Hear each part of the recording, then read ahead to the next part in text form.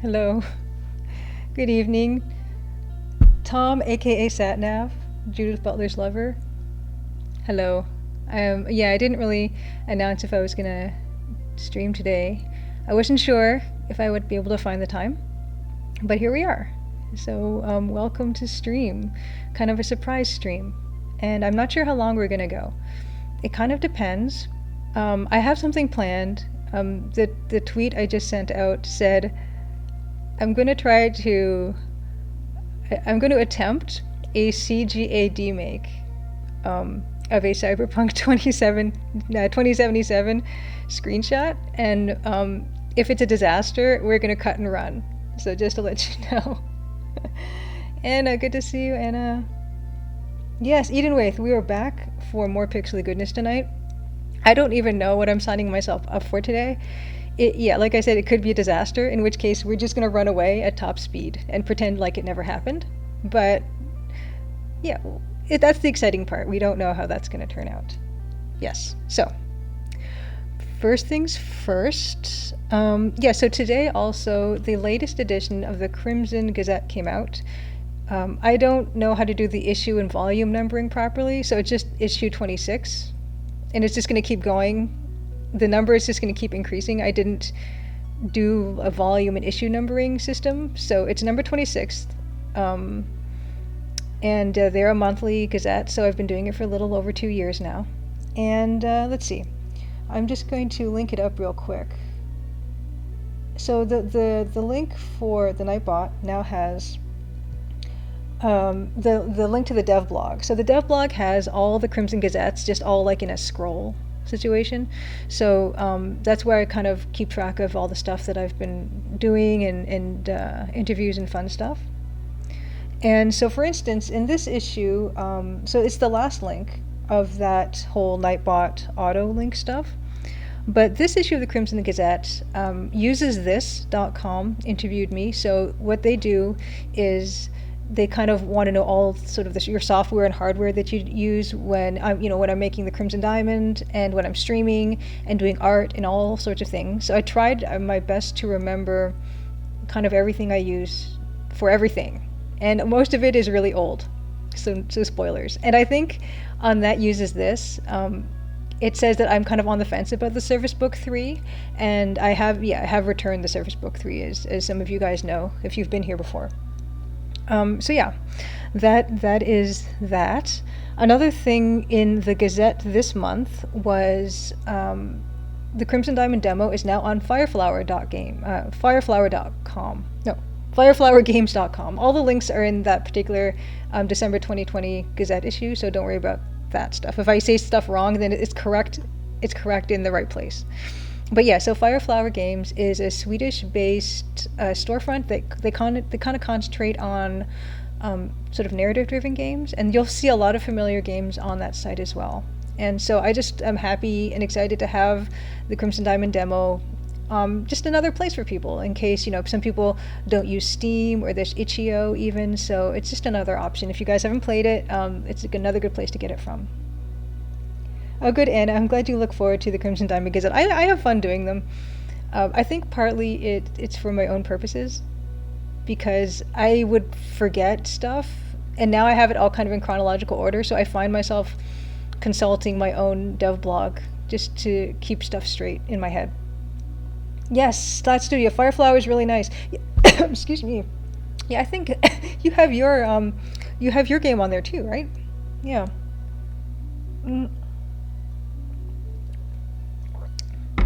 And welcome to Stream Slide Studio. Good to see you. Yeah. So what else is in the Gazette this month? In the Gazette as well is, so there was an announcement by Zalavir Nelson. And I've been working with him on a game. And it doesn't really have a title yet, so you'll see like the screen cap of the tweet in the Gazette. But Zalavir is a really, really amazing, creative person. Shipped a ton of games. They're all super original and creative. He's done Hypnospace Outlaw. He did an airport run by aliens, an airport for aliens currently run by dogs, among other things.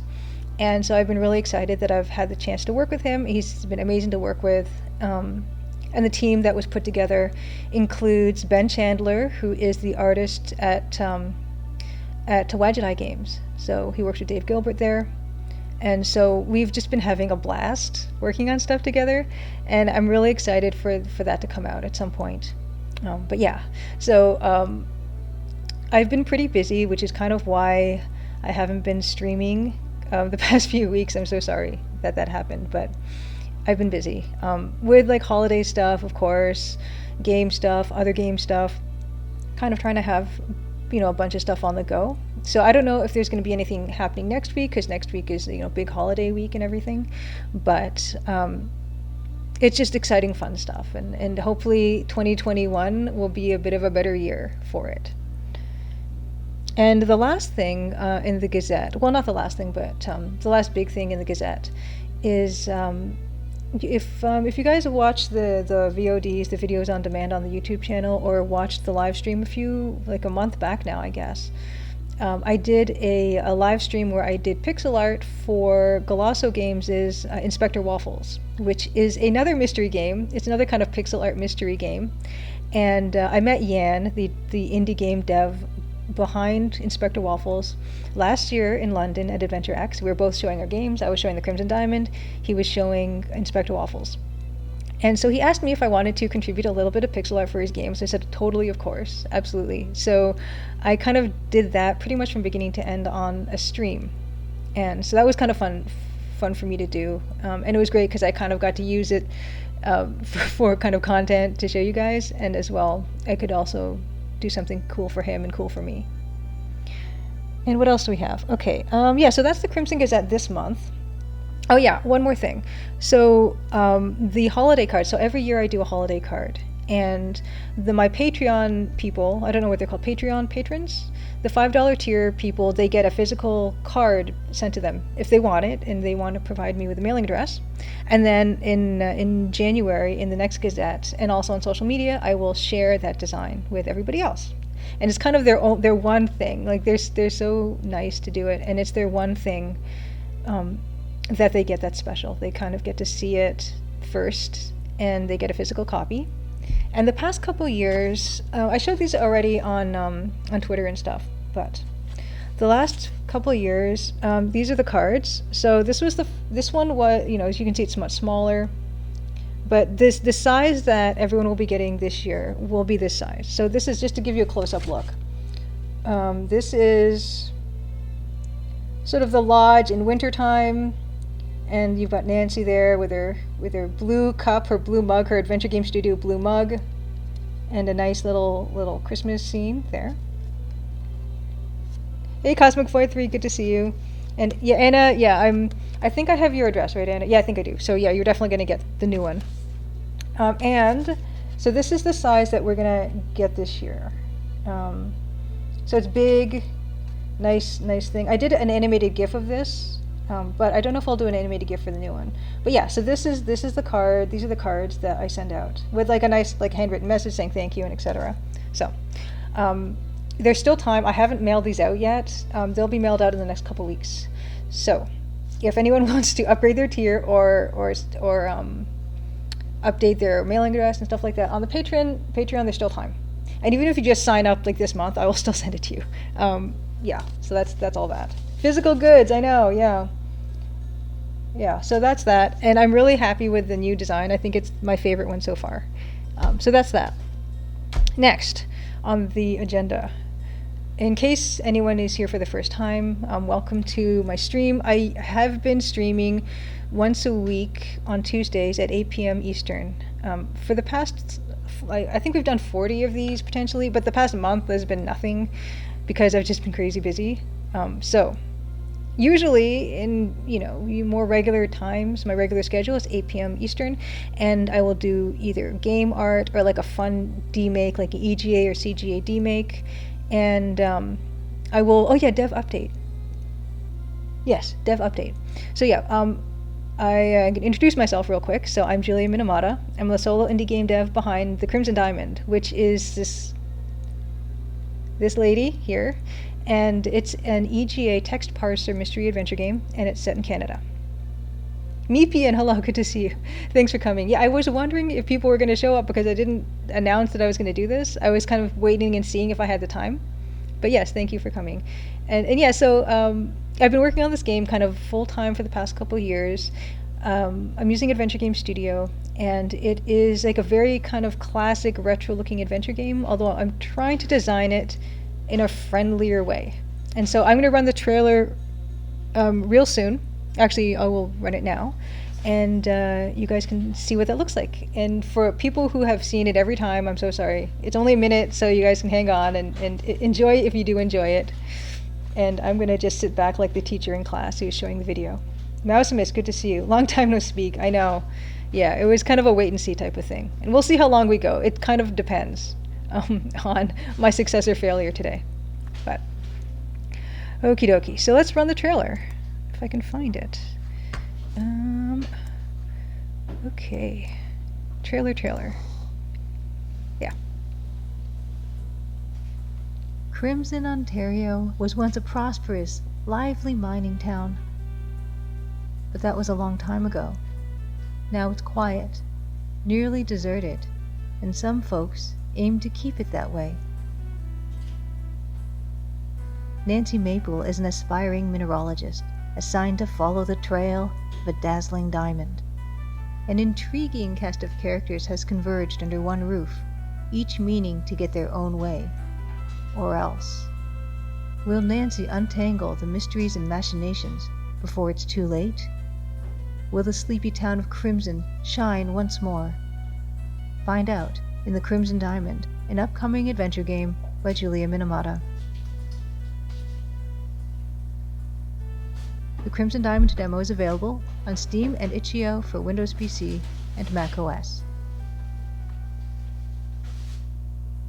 Okay, yes, so the Middle Age Stream is here. Hello, welcome Middle Age Stream. Yeah, just as I press the play button.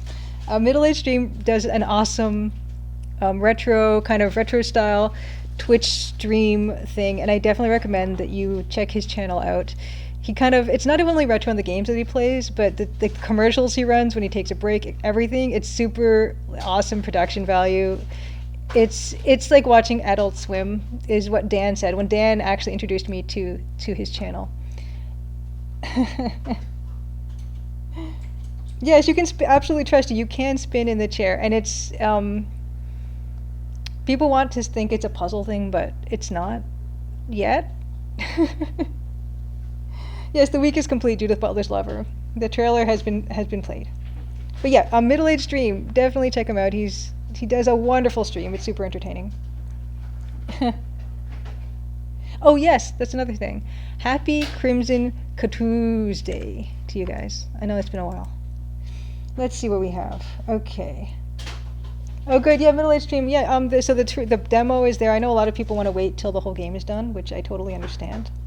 Oh, thanks, Absolutely Trusty. I'm glad you like the details. I love the details. I love putting the little details in. And actually, when I started making the game, I started as a hobby, and I think it's working to my benefit, because I would just tinker here and there and just add fun little things. And now that I'm trying to finish the game, I'm doing a lot less of that. But the stuff I did in the beginning when I was tinkering is still all there, which is awesome. The Deluxe Tux, good to see you. Welcome to stream. Yeah, this is kind of an impromptu one. Whoa. Eden Wraith, Jordan almonds are $12 US for a small container. Yikes. Maybe, why is it called Tuesday, Cosmic Void 3? It's called Tuesday because there's no day of the week that starts with C. And I guess there's, yeah, the Crimson Diamond Thursday or Tuesday. The Crimson Diamond Tuesday, I guess, could be. $3 for 100 grams of Jordan almonds, Anna says. Jim Plays Games, good to see you. Yeah, it's going well, Jim. Thanks for coming in. It's been busy. And I mentioned the Crimson Gazette kind of tells a bit of that. I've been working on some other game gigs here and there, and so one of them just got announced recently, and I'm really excited about that. Yes, got to spin Nancy round, right round. Oh, cool. Yeah, Middle Age Stream. Yeah, if you want to play the demo, I would love to sit in. I always tell people that if you want to stream the demo, please tell me. I will make every effort to show up, because it is basically live play testing for me, and that's like gold for me. As a solo indie dev who has very little resources in that department, if I get the chance to watch someone play it, I will totally try my hardest to make it. It helps so much. And that's kind of what I'm missing with the whole current situation and not being able to go to events, is I don't get to see that reaction from people.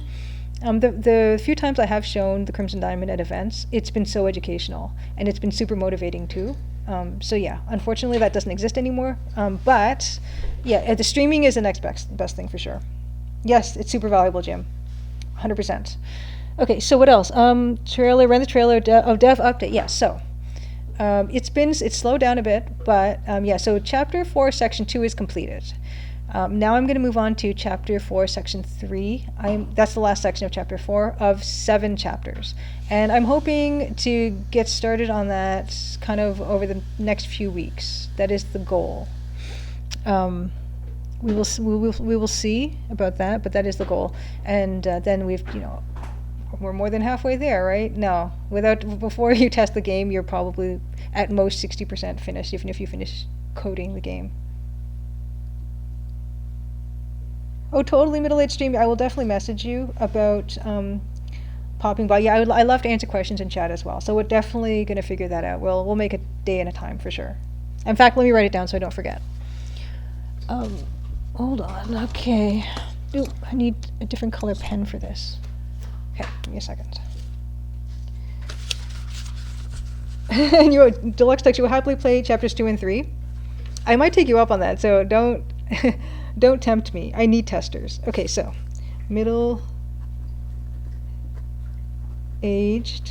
stream, Twitch. I'm probably gonna Twitter DM you middle-aged stream because I'm so bad with answering Twitch DMs. Twitter DM regarding streaming demo. For sure. Okay, totally. Okay.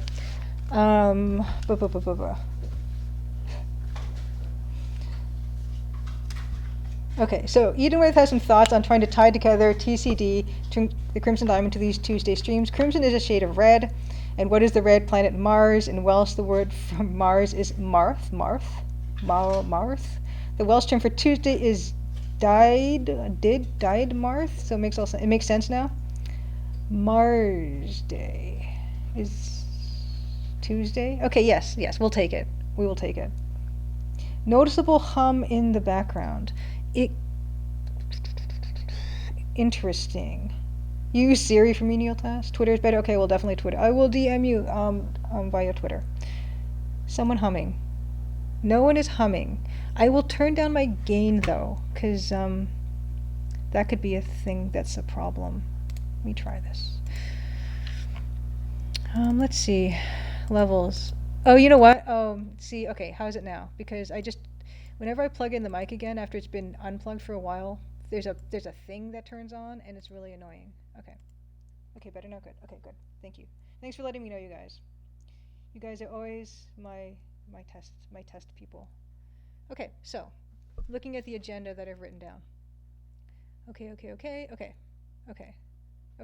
So we can delay no longer. We're gonna try to get into this CGA demake of a Cyberpunk 2077 screenshot. This could be a horrible disaster. Volume is much lower. Yeah, I turned down the gain at the same time, but I will turn the gain back up because I thought I would fix both of those things.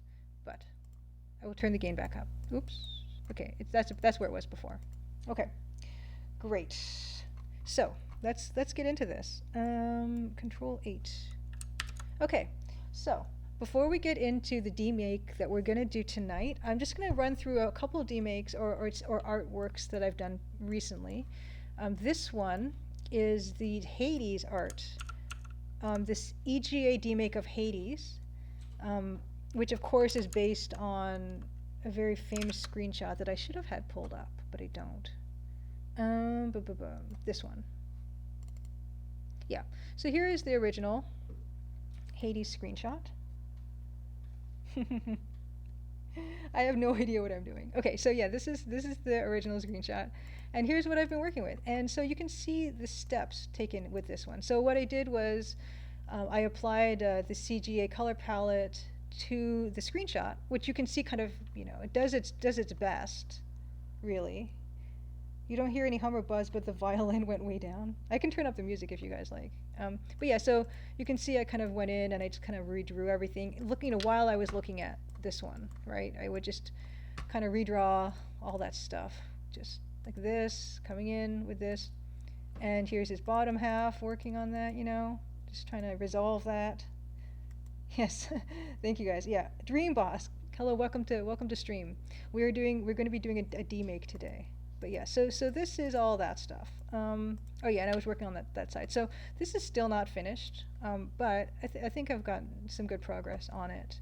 And actually, just to quickly, let's look at, because I do have other demakes here. So this is an Animal Crossing demake I did of EGA demake.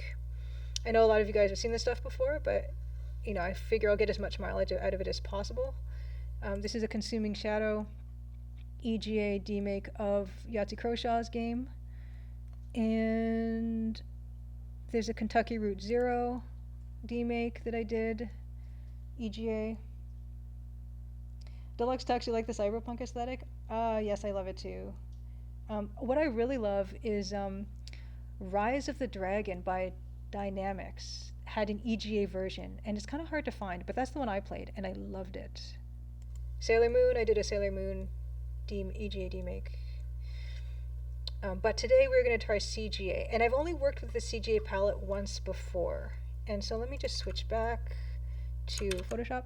So this is the Hades one. So you can see the technique I used for this was basically applying these filters and then redrawing by hand everything that is there. That's not what we're going to do today, by the way. We are going to freehand it, which is why I'm really concerned, and which is why this might be a really short stream if this is an utter failure. Yeah, CGA is 4 colors. So just to give you guys an idea of what that looks like. So this piece that I did, this is my first CGA piece I've ever done. This piece was for 1-900 Hot Dog, which I will link to 1-900 Hot Dog. It is a humor site that's Patreon based, although they have free articles that there's like 70 pages of free articles that you can enjoy. But if you subscribe to their Patreon, you get every day of the week, you get an amazing, really, really, really funny article. And they also have a podcast. And I did this piece for their 7-month anniversary, and it kind of has 25 of their most popular articles. Yes, there's different modes, absolutely trusty. There are different modes of CGA, but this is the most common one, definitely. The white, cyan, magenta, black. And the other one is yellow, red, green, and black, for sure. Yes, we often think of CGA as magenta, cyan, black, and white, although it can be up to 16 colors, yeah. So this is the piece I did for them with that same palette. And I had a lot of fun doing it. I had never used CGA before, but the dithering actually works remarkably well for the style. I was surprised, actually. Oh, you had the Mac version of Rise of the Dragon? Yeah, it's the EGA version of Rise of the Dragon is so cool. It's really hard to find. Yes, Birdman, yeah, the beefy Birdman. You've got this kind of Jackie Chan, Rumble in the Bronx type of thing. You've got this Double Dragon poster. And I really tried hard to, at this resolution, I really tried hard to get the books and everything, having them legible at this size. It doesn't always work. But I'm pretty pleased with how it turned out. But yeah, so this is what we're going to attempt to do. Sting1JP, hello, good to see you. Welcome, welcome. Yeah, we're just about to get started, so you're right on time. So, the piece that I'm looking at trying to attempt today is this one.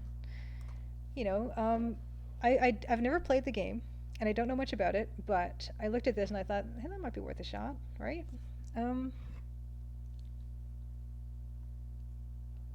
You're on time for once. Yes, this is perfect timing because I just went through all the stuff that you already know. But we're going to try this. And so what I'm going to do is I'm just going to open up a new canvas, although it's going to have to be wider, probably. I'll probably do 420 to kind of give myself extra wiggle room. And we're going to see where we go with this, freehanding this thing. It could be a disaster.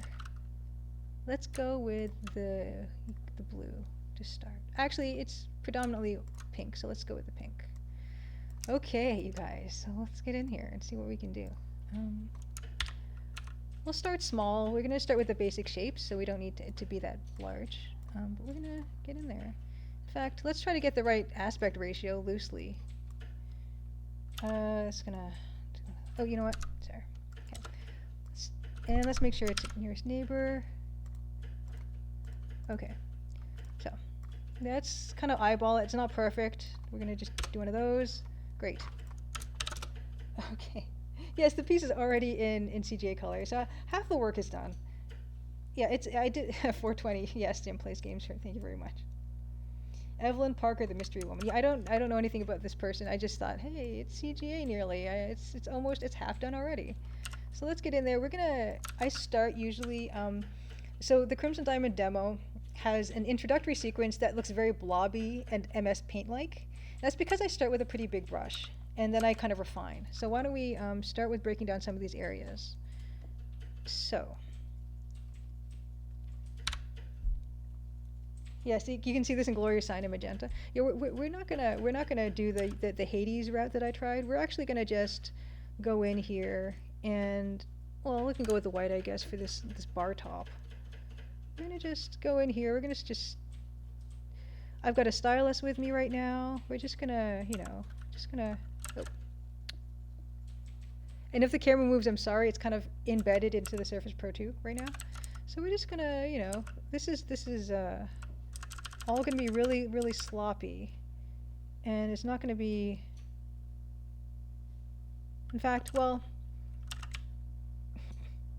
let's do one of those. Let's use the landmarks of the corners of the page to help us out here. All right, we're already kind of up against it. Where did I get the screenshot? I just, Cyberpunk. I just Googled Cyberpunk 2077 and found it. You'll play Cyberpunk eventually, Deluxe Stocks? I don't know if I ever will. But it looks really cool. So let's get in there. There's like the walls. So let's get in the walls. I said I'd start with magenta, but I did not. Let's see. Let's go into those. Like so. And then there's kind of a wall here, I guess. And then there's a wall over here. Just gonna do one of those. Just get the basic stuff. Yeah, I mean, there was another one that was kind of cyan too, but I kind of like the layout of this one better. So and then there is, let's put the figure in. She's got blue hair. We only have one blue, so that makes it easy. We're just gonna, she's in here. Yep. And she's got I'm gonna get all the colors in right now so that I don't have to worry about using the eyedropper on the CGA palette anymore. I can close this. Okay, so she's here, and then we have her hand here. It looks it's halfway there already, so I can tell that this is gonna be a quick work. Let's see.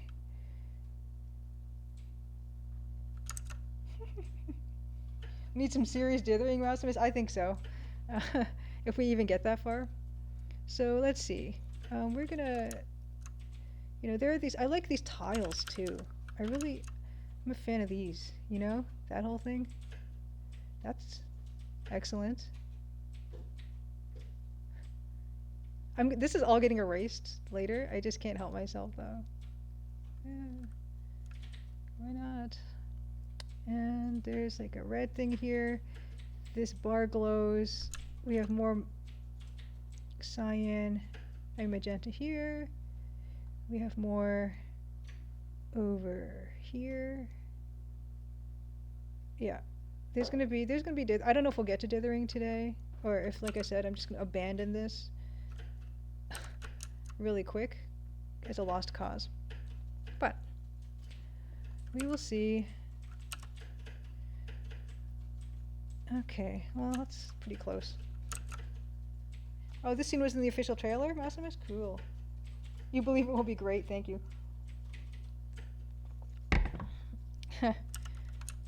So far, so far so good, right? It's practically the same. It's practically the same. Let's see. What I might have to do is I might have to actually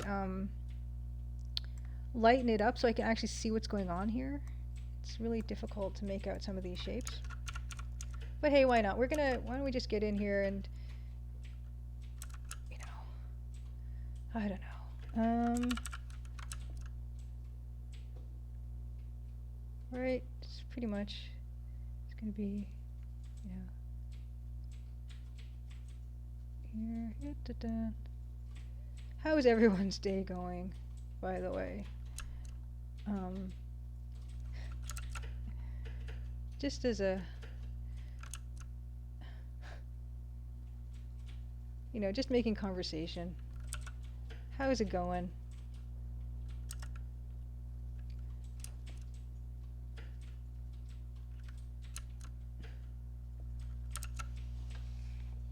You ran out of tea deluxe tux. That is really scary, actually. Yeah, I'm comfortable with that idea. What kind of tea do you drink?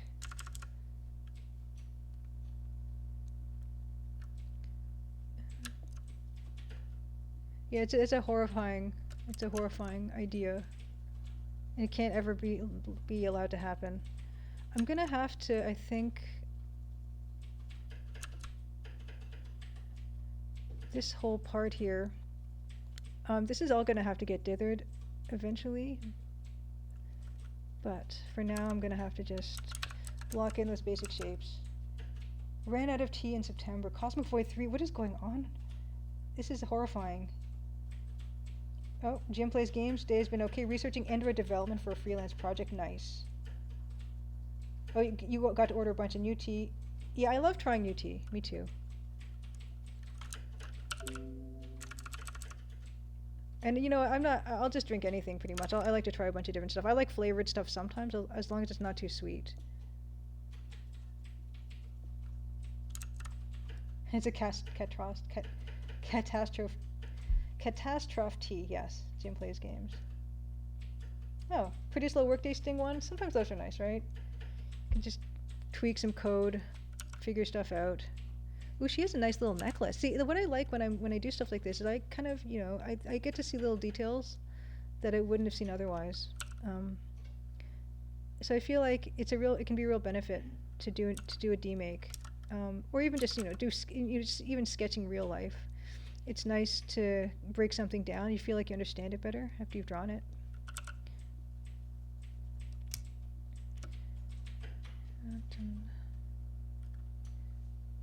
Oh, this has to move out. Wow, people running out of everything. Eating with you ran out of iced coffee. Darjeeling, Lapsang Souchong, and teas with nut and vanilla flavors. Yeah, I like all those too. I also like roasted tea, which is, you know, like genmaicha, roasted barley teas I really like. I like that rich taste.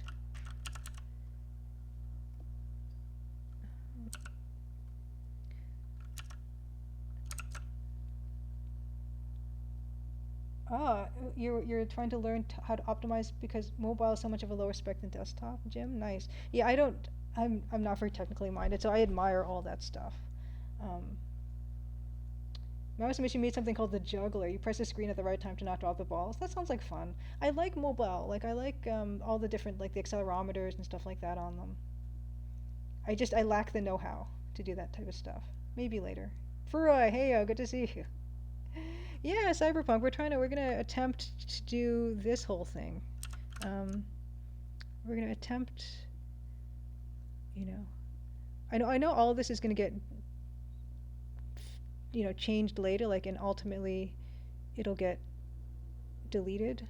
But sometimes I like to get in there and just start putting some stuff in, just to give myself some landmarks. Yeah, it's really cool when I see people who can figure out the technical part. So on this game that I'm working on, one of the UI guy, the main programmer, just does the most amazing things. Like he, on Twitter, his name is Sam Person on Twitter, and he does the the most magical wizard-like things with tech. Like he'll use a Kinect with a Wiimote. He does all this motion stuff. It's amazing. It's really amazing. Just to see when people can repurpose tech in a really cool way, I get super impressed. You know, there's so much to learn. I don't know if I'll ever get to that point of learning.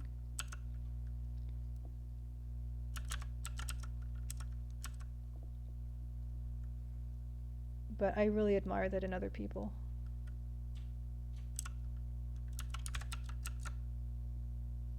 AGS can build to Android. Yeah, it can. Yeah, yeah, Jim. Yeah, they can actually. In fact, there is a. I've seen it played a little bit on. I've seen the Crimson Diamond played a little bit on an Android device, which was really cool because yeah, the default keyboard just pops up and everything. I think the game could work quite well on an Android device, actually, with a little bit of finagling.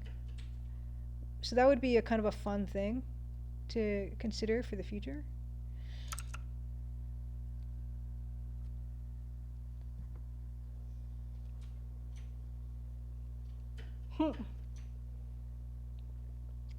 They made putting pineapple on pizza a crime in Cyberpunk?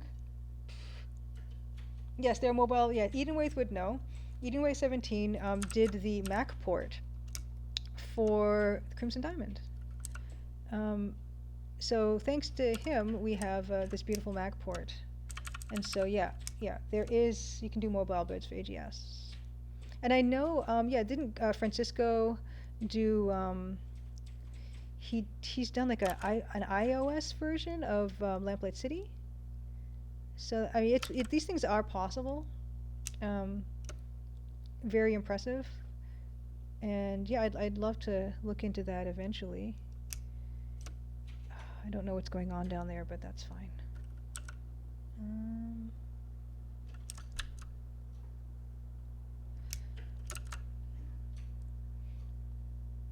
Oh, cool, you linked an image for it on Dan's Discord? Yeah. Oh, Anna, have a great dinner. Let me know what you had. I always like to know what people are eating.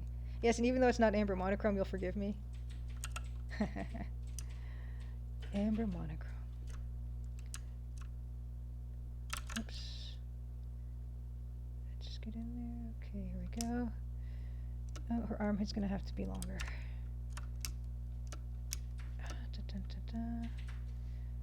Yeah, this is gonna need some dithering, but for now we're gonna have to. Oh, thanks, Cosmic War 3. Yeah, you like the general, like this is just me kind of just trying to get the shapes right. It's hard because the monitor that I'm working on is the Surface Pro 2, and it's got like a 10-inch like diagonal. It's kind of tiny. I'm used to it, but I can't see a lot at the same time, and so I kind of have to zoom out a lot. But I need a portable solution though for myself, so I'll make do. You know. Let's see. All right. What do we got? What do we got? And her arm does a thing where she's holding a glass. Okay, and the glass is it's fine. The mantra when I'm working on this stuff is it can be fixed. It can all be fixed later. Nothing has to be perfect. You thought she was holding a computer mouse. It's a drink. Yes, it's a bar. Yes. I mean, hey, it could be like a cyber cafe, which probably exists in the game, I'm assuming. Ooh. General Tso's chicken homemade. I'm impressed. That's impressive. Well done, Deluxe Tux. Oh, no flying cars in 2077? Oy. No, I like pineapple on pizza. We've had this discussion before. I'm glad Dan's not here, because you know how Dan feels about that.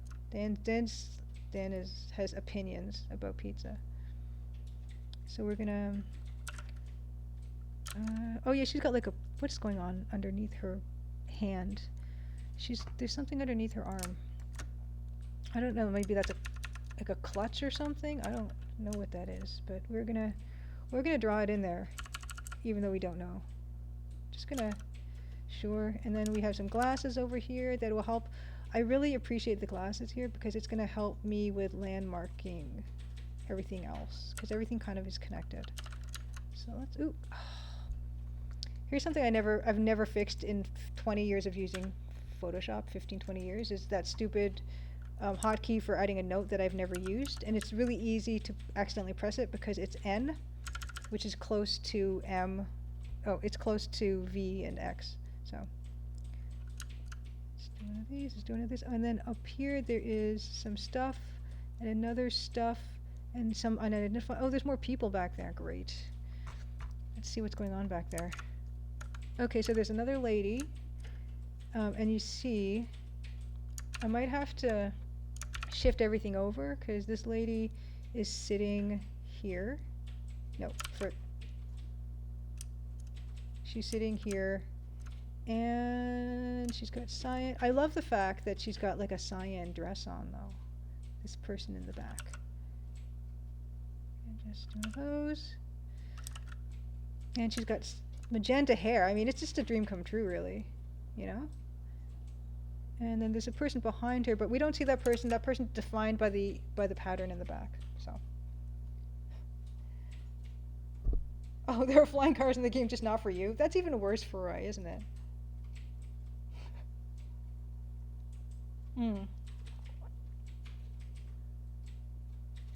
See, there you go, Sting 1, JP says, doesn't get the hate on the pineapple on pizza gets. We traditionally put a lot of stuff on pizza in Naples, so not sure why pineapple got the stigma. Thank you. It's one of those things, my food is better than yours. Yes. Yeah. Yeah. Exactly. It's nice. It's a nice sweet taste in the pineapple. So why don't we keep doing, just based on her location, we are going to go in to fixing some of this stuff. So we're already going to start shifting around in here. So we can kind of see there are these nice lights in here. We are going to see how it kind of goes from here where she is. So I'm kind of going to base the orientation and everything on the corners of the image as well as on her, and it's going to be very loosey-goosey because we're not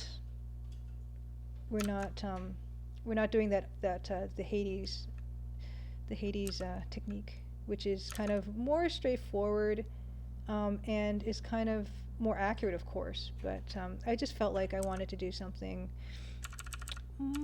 more fun, kind of, and just take my chances, you know. There are different ways to achieve a demake, I guess, and this is going to be one of those different ways. Yes, cyan dress in the CGA club, absolutely trusty. Yeah, it's perfect. I love the composition of this piece. I love the CGA-ness of it already. Ooh, and look at this beautiful line we have in here, just coming out of her head. Oops. Right. And then this actually does, so this is what I mean by that landmarking. So this sign actually pretty much hits her head. So we have this. Yeah. A flying car is just a helicopter. Jim plays games. No, it's because the flying car does not have the rotors on top, right? I was Sting 1, having defended pineapple, the freedom to have pineapple on pizza. You also hate pineapple and you hate it on pizza. That's fair enough because pineapple has that bromelain stuff, which is that enzyme that it will eat your tongue. So you can't really have too much pineapple at once. So I get it. But I think when pineapple is cooked, it probably doesn't have bromelain as strong. And actually, I know that some kind of beauty, natural beauty things, they use bromelain in their stuff as kind of like an acid. Supposedly a fairly benign acid for the skin to sort of help exfoliate. I've had some like a face masks that have that in them, and I don't know how safe that is, but I've used them and they were pretty mild. So this is like another sign, but it's kind of hard to see. So we're just gonna We want to be pretty faithful to what's going on here, even if we don't understand it. And then we're going to move over here, and we're going to have, this is more of an angle. It looks like her arm is at a more vertical angle. Could be. Yeah, I'm gonna just do a one pass just to get kind of everything down, and we're gonna definitely do a ton of adjustments. Ha! You have an internet degree in pizza, Sting One. Instagram and Twitter are mostly pizza pictures. I like food pictures on Instagram or just about anywhere else.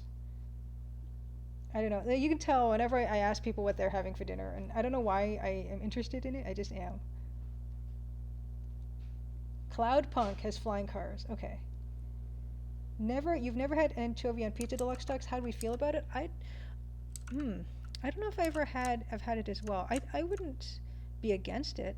I like kind of small, dry preserved fish.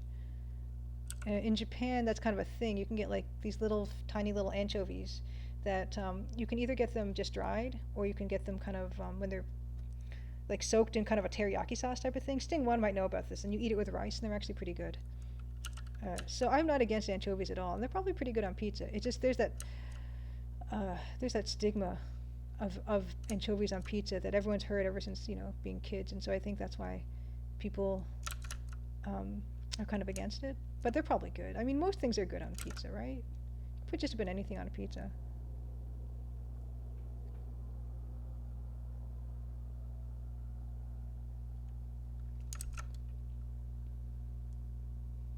Oh, anchovy is traditional ingredient in pizza. Yes, the problem with the palette is the skin color makes everyone look like a ghost. How would you even paint darker skin tones with this? What I'm planning is, it's not going to be perfect, but I am planning on doing dithering for this. But it's usually the last step. Judith Butler's Lover for sure. It's the limitations are the fun part, but yeah, it's never gonna do everything. I'm running out of space. Uh-oh. Yeah, this actually, when we just start wholesale moving stuff. Okay. It can all be changed later. Yeah, dithering the skin tones for sure.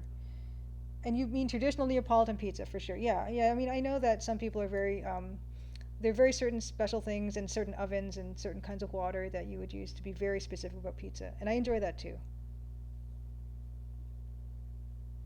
Curry today, Jim. Nice. Vegetable biryani. Very nice. Bill Kuhn. Welcome. Yeah, so today, Bill Kuhn, we are doing a CGA demake of a Cyberpunk 2077 screenshot that I just thought looked like CGA, so we're just going to take it all the way there, I hope. Oh, you know what? Yeah, I really need to adjust this stuff. I need to make this. Oh, you know what? Yeah, I think she has to be taller in the screen. So why don't we just start shifting stuff? She has to. Yeah, I need to move her. She's way bigger, or she might just have to be sized up. I don't know. And her arm is. It is bent, but I'm gonna have to adjust that angle, but she has to be closer to the top. And we're running out of space on this side. I guess this part. And yeah, Bill Kuhn, so this is sort of a more freehand approach to this type of demaking. So it's a lot less predictable where this is gonna go. So that's where that's going to end. And we're going to, yeah, this has to be much smaller. Yeah. Much smaller. Everything else has to be moved over. It's Evelyn from Cyberpunk. And I didn't even know her name. Goosack PT, good to see you. Welcome to stream. Tuna fish pizza. I've never had tuna fish on pizza. Tomatoes on pizza feels redundant. I don't mind tomatoes on pizza, Bill Kuhn, because I find that it kind of gives the pizza more moisture when sometimes pizza is really salty. And depending what you have on there, there's not a lot of, yeah, moisture. That's all I can think about. Sting 1, you like Vienna sausages and potato fries on pizza? Sauceless pizza with mozzarella? I've never had that. That sounds amazing. It sounds like, yeah, it sounds like cheesy bread. Chocolate on pizza? Well, it's just a flatbread, really, isn't it? You know, you can kind of do whatever.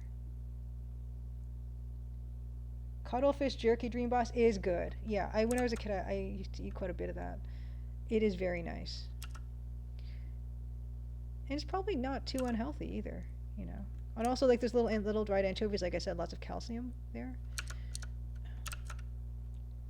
So we're still trying to get the general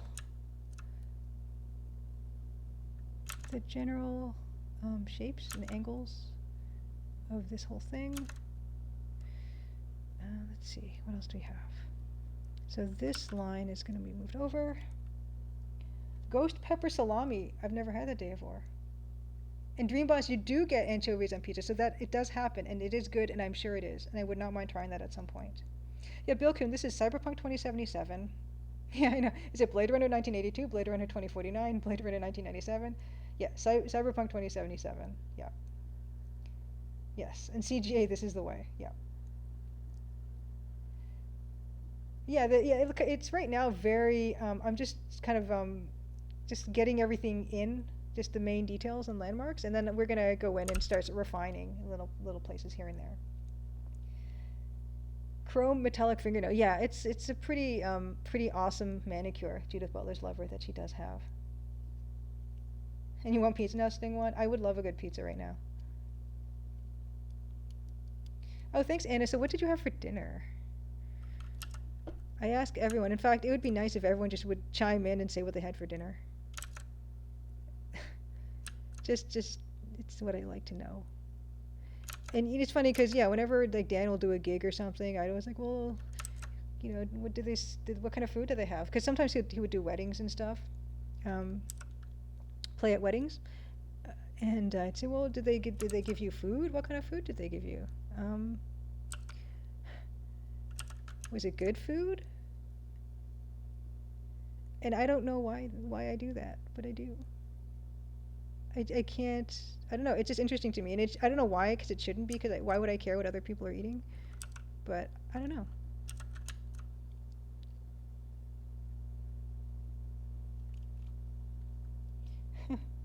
Ate too much, so good. Chill stream, good. This is. I try to be chill, but I don't know. I don't know that I am, but people say that it is relaxing, so thank you, and I'm glad. Dream Boss, baked salmon and rice, fast and easy. I love salmon. Oh, no, I did not say what I had for dinner. Actually, you had leftover meatloaf, Anna, with cheese and pasta fry-up. That sounds amazing. I had Japanese curry and rice. And not white rice, though, because I love white rice. But we have a kind of rice that's kind of in between white rice and brown rice. It's called Haiga rice. It kind of still has some of the rice germ and stuff in it, so it maintains some of the nutritional value. It's kind of more than white rice has, but still not as great as brown rice. But it's kind of like a compromise, and it is healthier, I think. It has more fiber and stuff, more vitamin E. Decent places around the office. This is in Japan, by the way. Sting1 _JP is in Japan. Decent place around the office to make good pizza. They're usually full and can't be bothered to go out. Waiting for the weekend to go to your favorite pizza places. It's good that they're busy, yeah. That's nice to know. Mushroom chicken breast and several mini oranges, Bill Kuhn. That also sounds really good. Had a chicken salad for lunch, Sting. Primavera pizza over the treetops. Good to see you over the treetops. Welcome to stream. Yeah. Although I did have a Gazette come out earlier today. I wasn't sure if I was going to end up streaming, so I did not put in the Gazette that I would be streaming, so I'm glad you got to make it tonight. For I had chicken nuggies. I gotta say, I had McDonald's chicken McNuggets a few days ago, and the barbecue sauce tastes exactly the same as when I was a kid, and it's... I don't know, there's something about McDonald's barbecue sauce. I don't know, it's not good, is it? But it is good. It's like memories. Maple French Toast Cosmic Void 3. That sounds good too. Vietnamese lumpia. That's intriguing to the Butler's lover.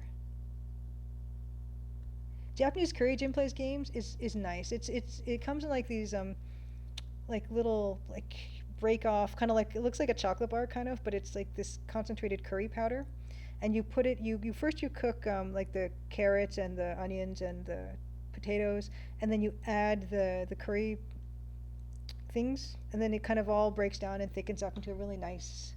It's not like Indian curry. It's like it's sweeter. It's completely different flavor, but it's called curry for some reason.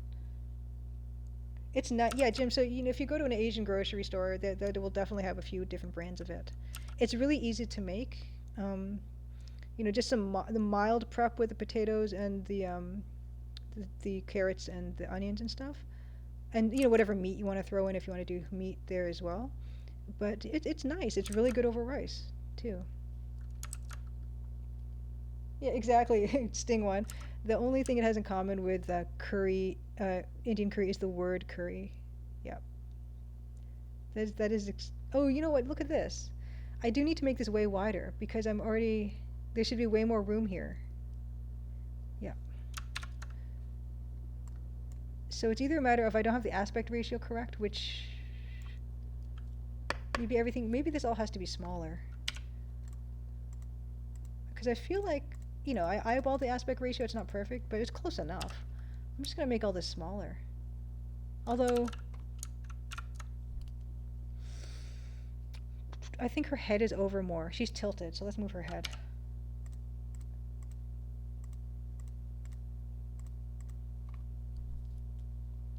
Yes, Golden Curry Dream Boss. That is the brand that we use. It's like a stock cube, exactly. Jim plays games. Yeah, stock cube.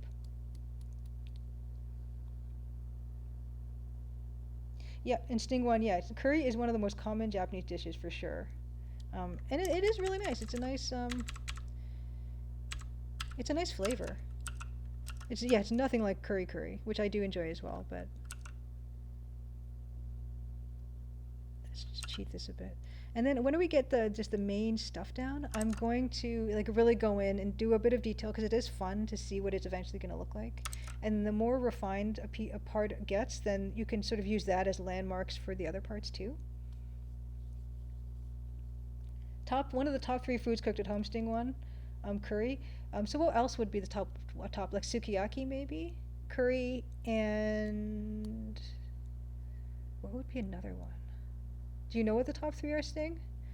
I would guess sukiyaki, curry, and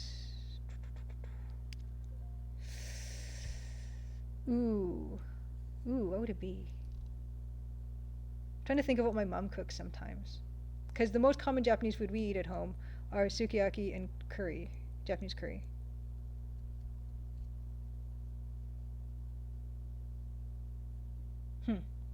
Drawing a blank.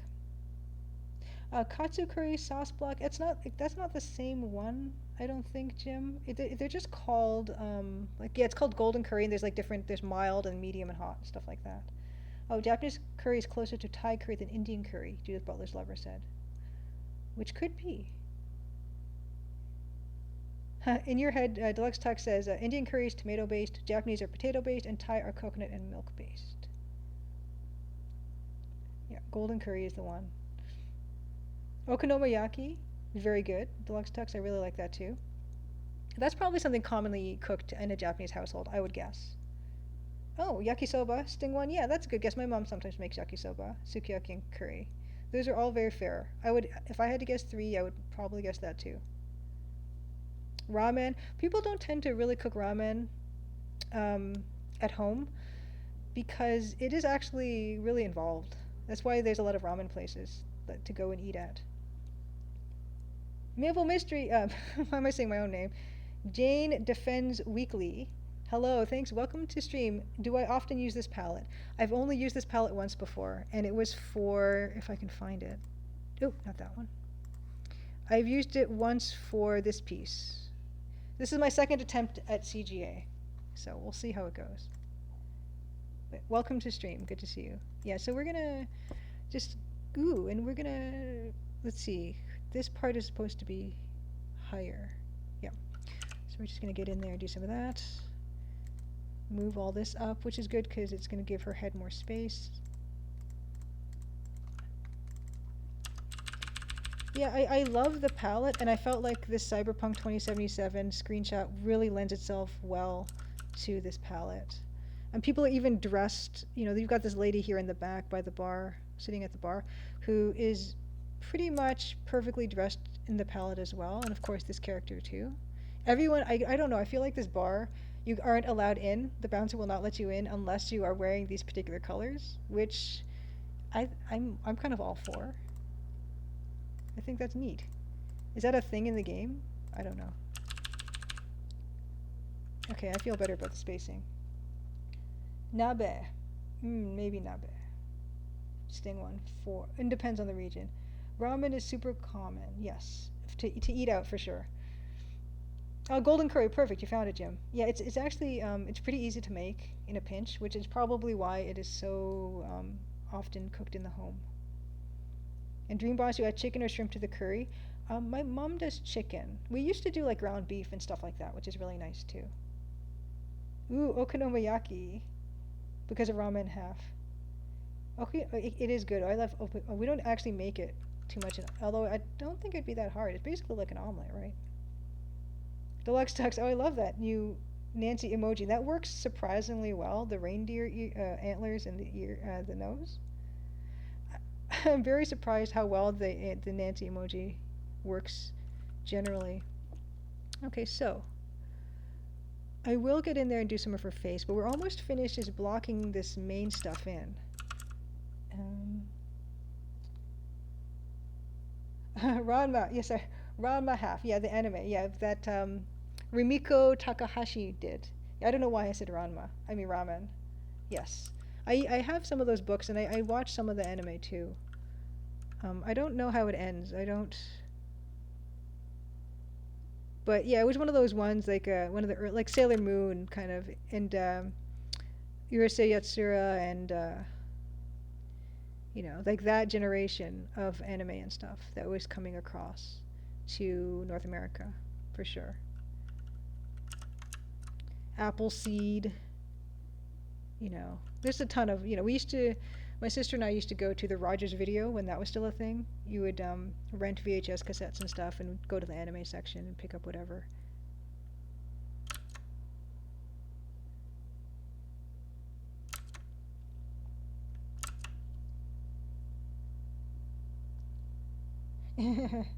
Closest club CGA.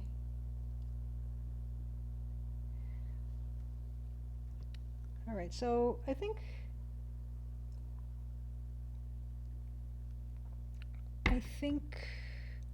looking at the negative space between here, I'm probably going to just have to, this definitely has to fluff up more. I don't think it is a matter of placement, I just think it's a matter of the shape of this has to, it's definitely bigger than what I had here. And then this person should be, that's fine. I wonder if she needs to be more in this, I feel like this gap is too big here. Well, no matter.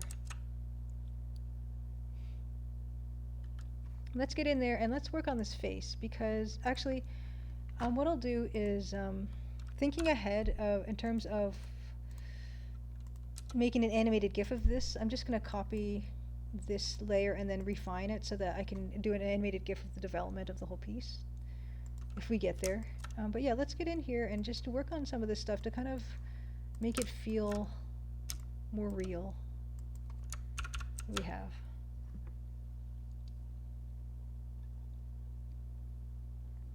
Yeah, Eden Waith, Rogers Video is related to Telecom Rogers. Yeah, they used to have like video rental stores, which I know.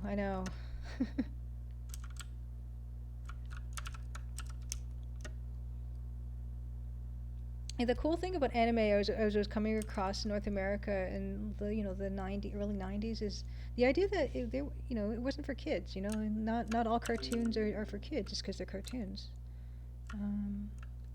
It was kind of refreshing. So let's get in here to really see what's going on. with some of these shapes.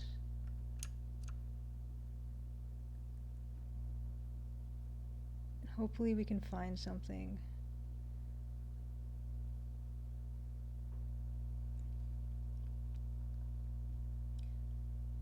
Astayanix, welcome to stream. You remember being called a geek and a nerd for liking anime back in the 90s? Oh yeah. Yeah, it was, you know, nowhere near as mainstream as it is now. But, I don't know, I think, I like how we have Netflix, and Netflix has, you know, cool anime now. And there's a lot of good stuff. This is speaking of anime, I really am making her look anime right now, and I don't want to, because she's not.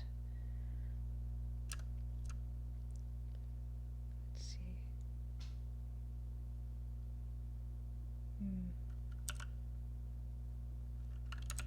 Gargoyles, let's do. Yes, that's an excellent show. I also enjoyed Gargoyles.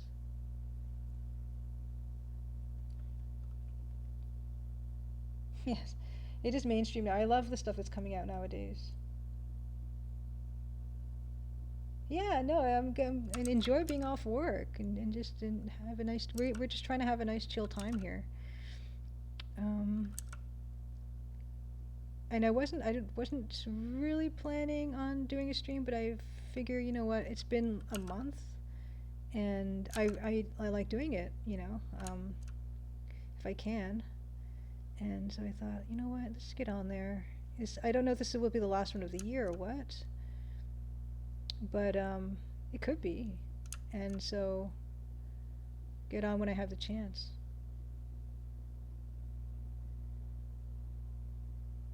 So for now, I'm going to outline this in black just so I know what I'm dealing with.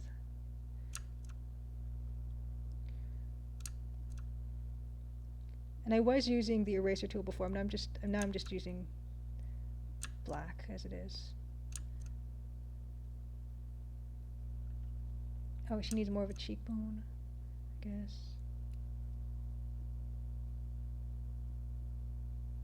Deluxe text, yeah, I mean, there's a lot of bad, not great anime. But I feel like in the early days, only a lot of the stuff that made it across was the good stuff. And I think now that, you know, it's so much more accessible, there's more of a chance that, you know, you're going to find stuff that maybe isn't that great. Oh, and her mouth does one of these.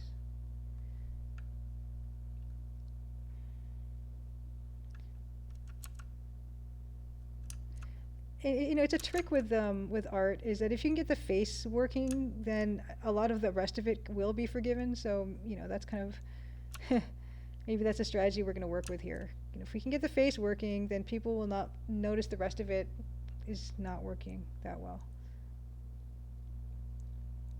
This definitely has to be.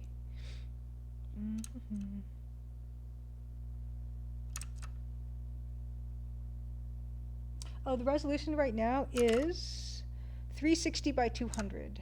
It's not a standard, well, at the time for us, standard 320 by 200 is a little bit wider. I just kind of eyeballed the aspect ratio. We're just eyeballing everything today. Because, you know, this is just low stakes. This is low stakes.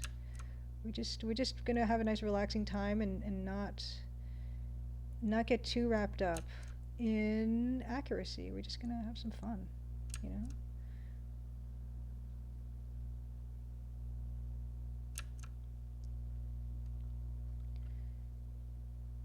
Let's see.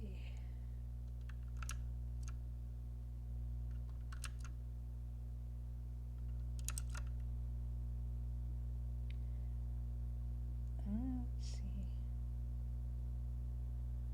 Oh, Judith Butler's Lover, do you have any like documentary suggestions for the horrible treatment of the Japanese animators? Because I'd be interested too, for sure. Yeah, if you have any names, you can just link them up or just name them.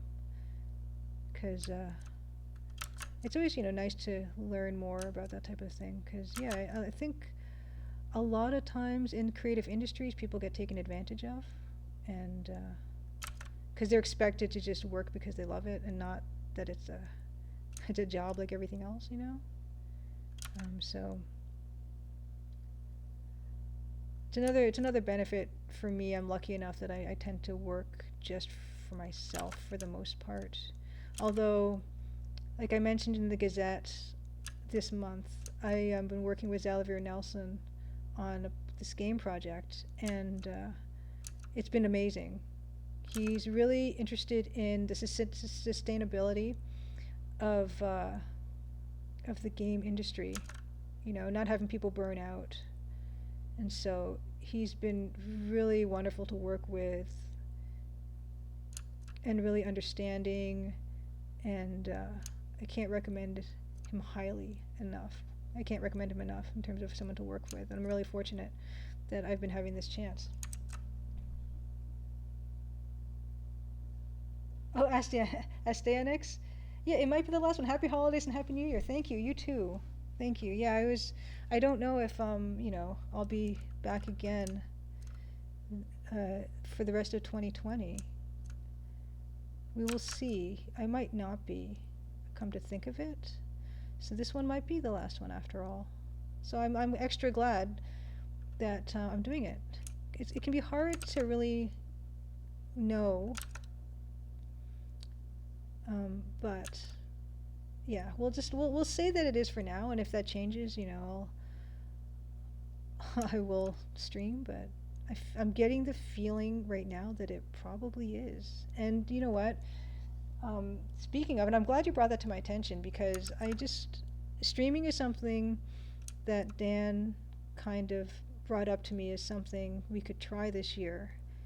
And I'm really glad that he did, because I was kind of nervous about the whole idea and not sure if I would like it. I would take to it really. And it's been like a real bright spot in the year, when that's been a pretty tough year, I think, for everybody, you know? So I'm happy that you guys are here and hanging out, and, you know, we tell each other what we had for dinner, stuff like, you know, just the little things. That stuff to me is been so valuable, especially because of the fact that, yeah, people can't really get together right now. So this has been wonderful. And I've been so pleasantly surprised about how much I've enjoyed it. I did not expect it. I never really saw myself doing something like this. And it has been super positive. So thank you guys. Thank you for everyone who's here. If you're active in chat, if you're lurking, if you've been here just this one time, if you've been here ever since February or March, whenever we started doing this, thank you for just hanging out, you know? It's been really helpful.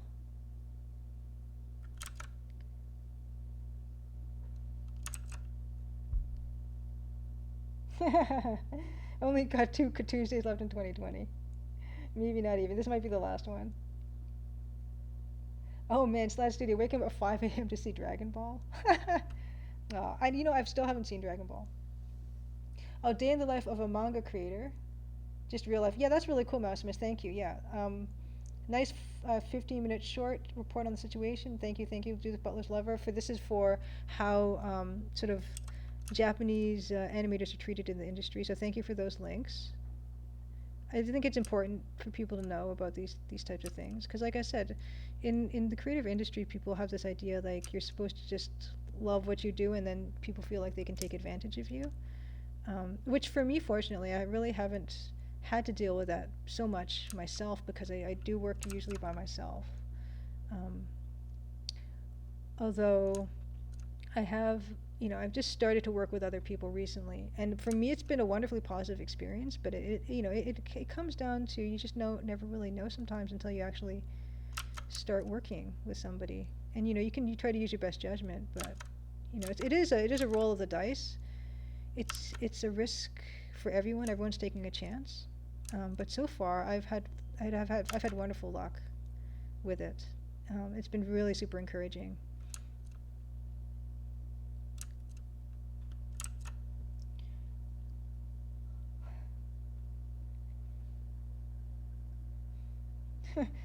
Sting One, day of the life of Sting One would be hours of you just eating pizza and thinking about eating pizza and 1 hour of eating pizza. I think that's a pretty fair proportion of the planning to activity. Oh, Deluxe Tux, thank you for saying that the streams have made you look forward to Tuesdays. That means a lot to me too. I think it's so important for people to be able to look forward to things, even if it's like little things, you know? Even if, you know, if I get up in the morning and I tell myself I'm looking forward to my tea that I'm going to have this morning, like little things like that, I find really kind of help me to just kind of keep tabs and be grateful for what I have. And, you know, especially like I said, this year has been difficult for everyone, and just being able to set up in your mind these ideas of being grateful for little things. Although, you know, if you run out of tea, then I don't have any words of consolation for you if that happens. But something as simple as that.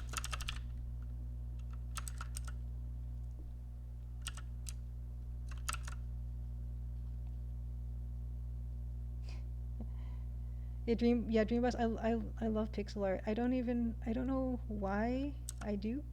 I guess, you know, it's my happy place, in a way.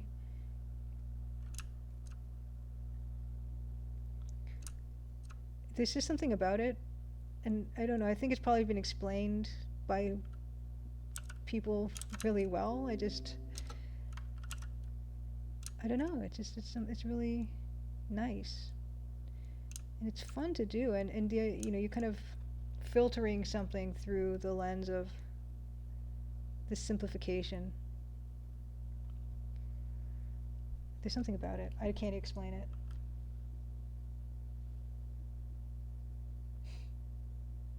Yeah, eating with and yeah, Dan. So yeah, Dan. We were before, you know, the whole busyness and the holidays thing was happening. Dan and I would alternate between streaming, you know, art and music. So Dan would stream his music composition for the Crimson Diamond, and Dan. It's amazing to just hear Dan play, because Dan is incredibly talented, and he just having him just play a little bit on the keyboard and stuff is kind of amazing, you know. And hopefully, you know, we can get back to that in the new year a bit. Let's see. You actually see her eye, the left eye is higher, so you know what we're going to do? We're just going to make it higher. Yeah, the eye is higher, but the rest of it isn't. So I'm just going to copy and paste.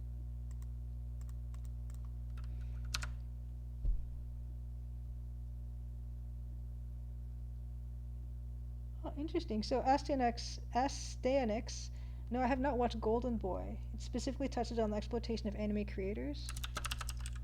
Huh. No, I don't know that one.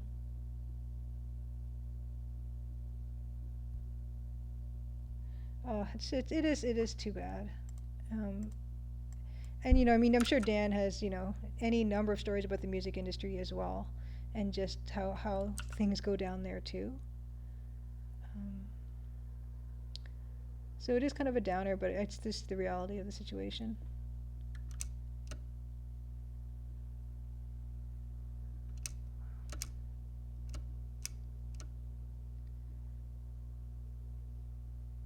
But I don't know. I'd like to think on the whole things are getting better. Just generally speaking, everything is. Hopefully. I don't know if I can base that on anything, but it's a nice thought, isn't it? It makes me more grateful that I have control over what I do. And, you know, I own what I do for the most part. I'm really fortunate. Ooh, Ambersine, thank you for subscribing for 6 months. Currently on a 6-month streak. Thank you. Appreciate it. Blessed is the lasso tool. Yes, Judith Butler's lover, certainly. Yeah.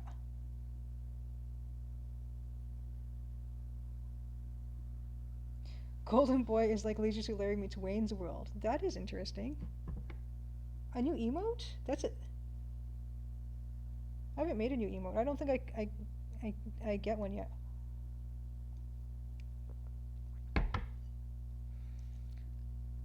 Let's see. Let's bring this hair in. Oops. Oh, I'm getting a little lag. I don't know. I kind of showed everything I was going to show today. I don't have anything really prepped for show and tell today. I wasn't really sure if I'd come on, so I don't. I would just be showing same old stuff.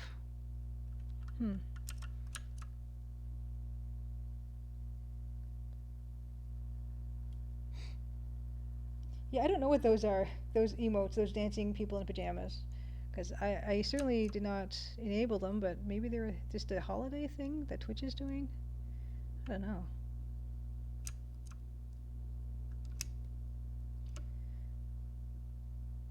Let's see.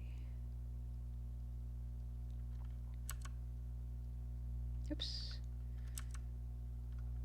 Let's move down a little bit.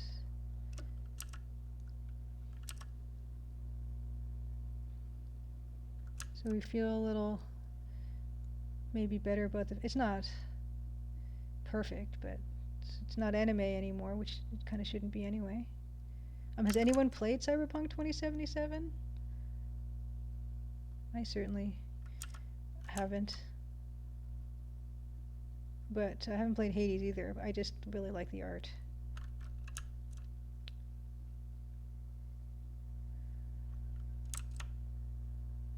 Yes, I show and tell to the greeting cards. I showed and told.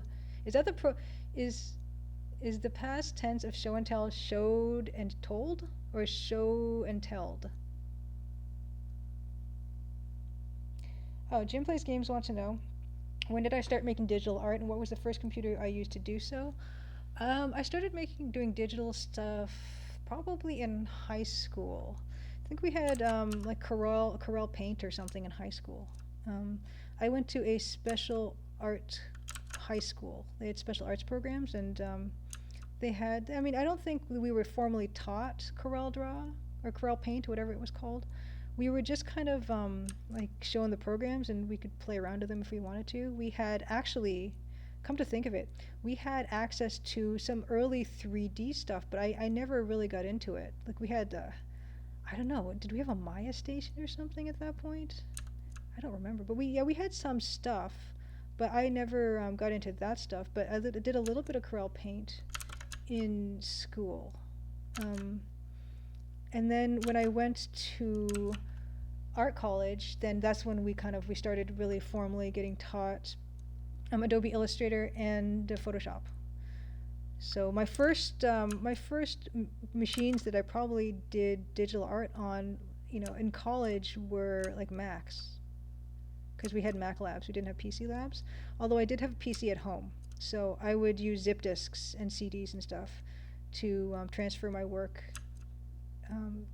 between those machines. And luckily, the files were compatible between the Macs and the PCs.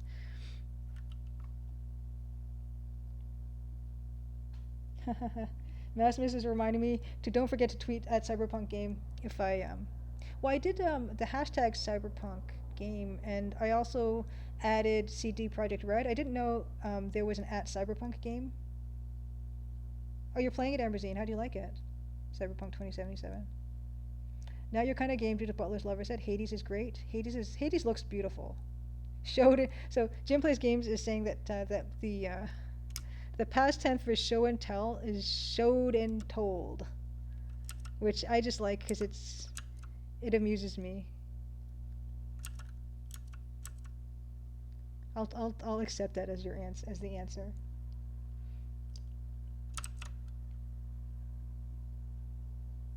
Ooh, Benoit so calls game Sinking Island. Huh. And also Benoit so called did Siberia 1 and 2. I haven't played any of those games.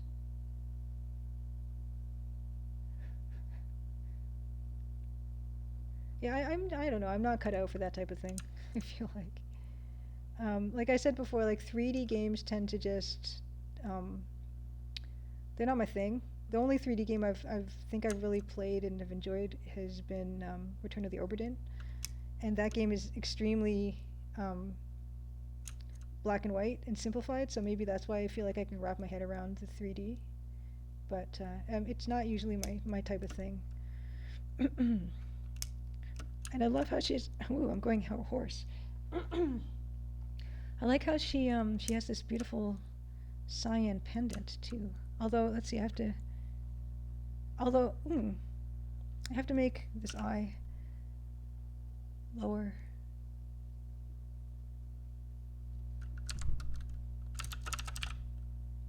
Yeah. That'll do it. That'll do it. Oops.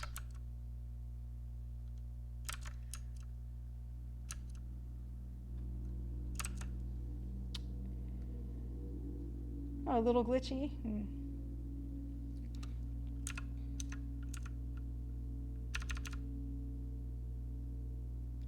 The hair is not, I'm not sold on the hair yet.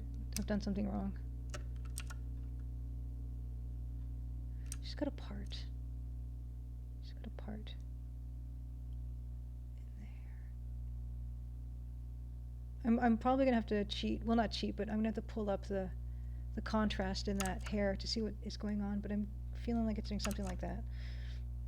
And I think her face needs to be higher. There's not so much of a gap. I'll just push everything up. Yes, Lot Studio, Colonel's Bequest was promoted as a 3D game, which is extremely amusing. Sakana Cow, good to see you. Welcome to stream. Good. It's really good to see people drop in like this. Yeah, like I said, I didn't give a lot of notice, so it's nice that Crimson Tuesday still lives. Her face needs to be longer. Face needs to be longer. So right now what I'm doing is, instead of just moving this down like this, which leaves a gap, I Control Shift C, copy merged, and then move down. So I Control copy merged and move down so that it's not leaving that gap. Just a quick shortcut.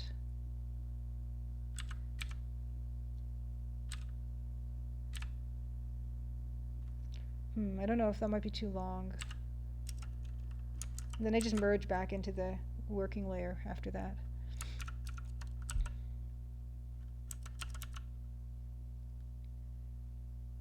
Oh yeah, maybe I should turn on the, someone mentioned before, it might be handy to watch me just have the history on and just see what I'm doing. I don't know if that's useful, but I can try to put it on. Because I use a lot of hotkeys and stuff, so I don't really explain what I'm doing. Yeah, you can walk in front of and behind things in Colonel's Bequest, so it's definitely 3D. That really holds up. Yep, in King's Quest 1 is also 3D. Yep.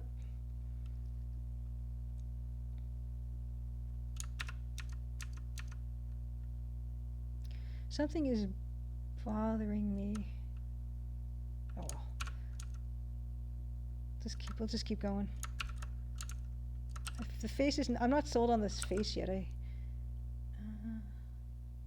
I'm not there with the face yet.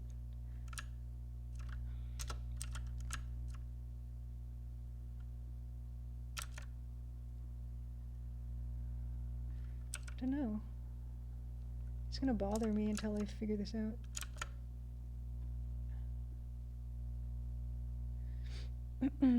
I think also the nose has to come out more. Nope. It can be really hard to get the right. Gosh.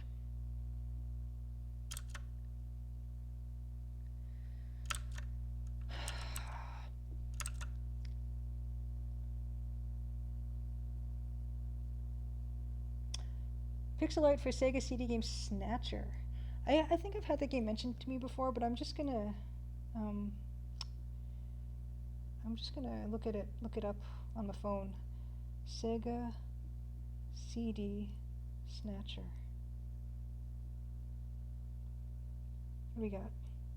Ooh. Ooh, that's nice, yeah. Oh, that's beautiful, yeah. Oh, so good. So good. Yeah, 3,000 layers. So far, to be fair, Eden Wave, we so far only have 2 layers. We haven't really descended into madness yet with it.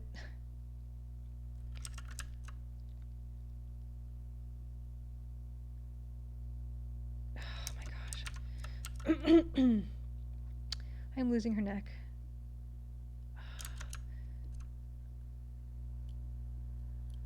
Come on, cooperate. I'm gonna need to use some line. I don't want to because I like the idea of painting with pixels instead of drawing, but I need to define some stuff that I can't. Oh, that's better. That I can't seem to do with just the shadow right now, because we mentioned that the dithering and stuff that's going on right now is doesn't exist, so I can't define these tones as much as I'd like. So it's kind of frustrating me. We'll leave it like that for now. Got to move on. Right.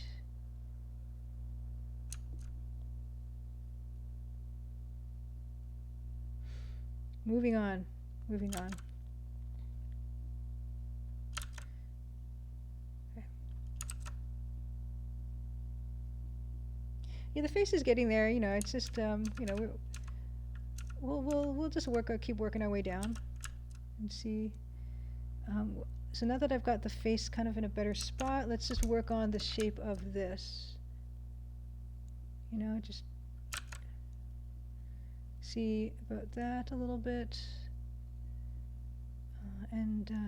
Yeah. Like I said, I don't know how far we're gonna get on this. Looking at the time, it's about 9:30. Maybe I'll do another hour and see where we can get with this, potentially. But you can see like there's a dark area in here that I'm gonna have to work with.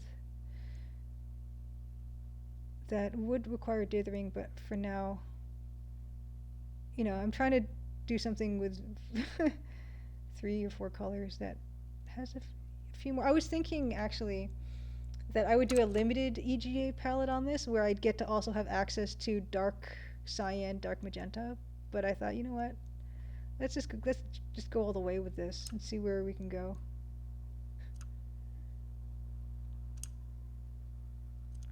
Yeah, this is, yep. Yeah, only 2 layers so far. Yes, layer 2 copy. It will happen. Like I said, I'm kind of keeping in mind that I do want to show the process, and so I'm already thinking about an animated GIF and having these all done up in layers, you know?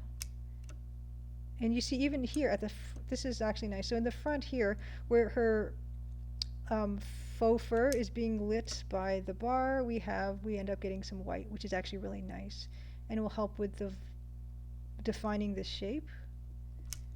So let's kind of do one of those.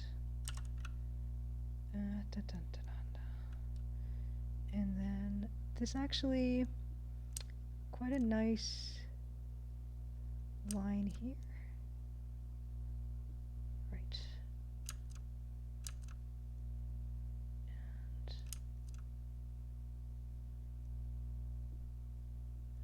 And you know,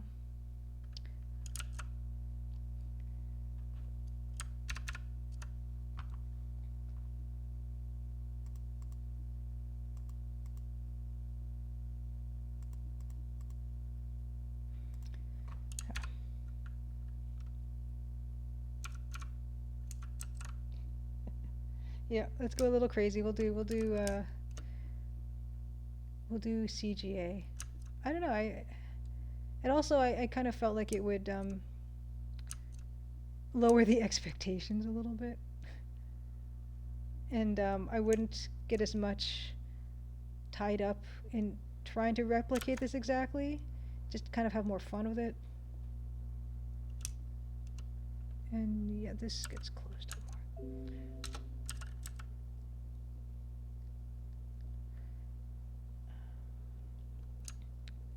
But I honestly don't know how far we're gonna get. I might say another hour, and then we'll see where we go with this and if anyone's still interested. I'm having fun. It's actually nice. It can be nice sometimes to do something that I'm not really working on, just something very different. I mean, I basically have been doing almost nothing but pixel art recently, so this is not completely different, I guess, but I don't know. It's for me, just trying like a freehand type of thing like this is refreshingly different, although it's very much the same in a lot of ways.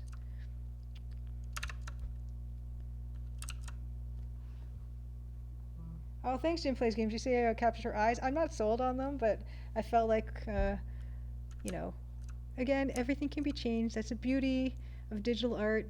It's also, you know, the part of, it's good and bad, because you never know when you're done, just like with regular art, but you can just fix and adjust forever. I enjoy it though. I enjoy not having to commit so much.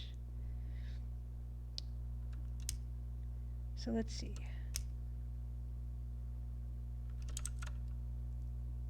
Some more shadow here. Cool. Cool. And then let's just see what's going on in there. Yeah, I might actually just cheat and just brighten this up a bit, because oh, there we go. Yeah, I'm just going to do this temporarily so I can see what is going on in here, because it's a bit tricky, but this is helpful. Okay, so that's like a okay, her jacket is creating that shape. Okay, good.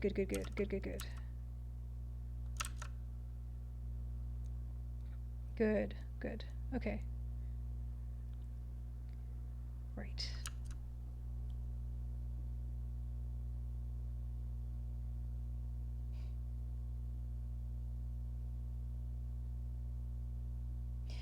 Well, you bring up a good point, Jim Plays Games. You always think that you shouldn't do side project because you get distracted and feel like you're wasting creative energy that you should put into your main work, and maybe that's a mistake. To tell you the truth, I don't know which the sort of the way to go with that is. I think having side projects can be really good because it kind of can give you a fresh perspective on what you're doing. As well for me, you know, like definitely the Crimson Diamond is my thing, and I'm very focused on, you know, hoping that it succeeds. But if it doesn't really sell that well, I gotta also think about, you know, well, what's my place? What can my place really be in this industry that I want to continue to be in? So, doing these side projects, like the one I'm doing with Zalavir, it's really valuable to me because I want to, you know, be able to work, you know, on my own projects and maybe on other projects, and it's actually really exciting to collaborate, which is an experience I've not really had before. And just even on your own, having side projects, it can really be refreshing to give yourself a break, you know. But I know I totally hear you. Sometimes I wonder if I take too much on. But it's hard when, you know, when you feel like, you know, you get inspired or there's a really cool opportunity and you never know if you'll get another chance or another opportunity like that. So I've been trying to say yes more, and I've been trying to kind of be more brave about what I try and what I don't try. I think for me, I have a problem where I'm too scared to try something new. And so just making myself try new things has been really rewarding. And, you know, it's not always going to work out, but just saying tried something and just being happy that I did. But for the most part, it's been working out really well. Yeah, eating with. Yeah, your side projects keep you energized. Yeah. Yeah, I think so.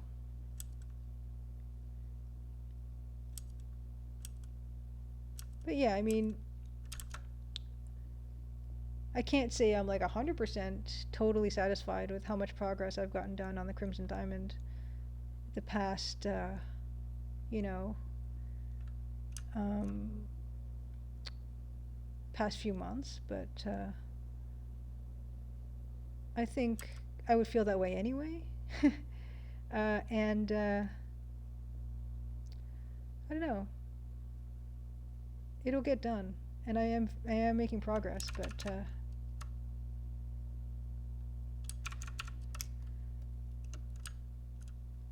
it is good to try new things too. Yeah, and also depends on how big the side project is.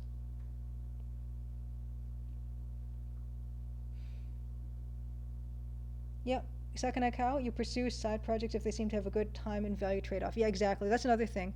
A lot of the side project stuff that I've been doing has been pretty short term actually. Like it's not a super like expecting a lot of work out of me and all that. So that's another really important point that you bring up for sure.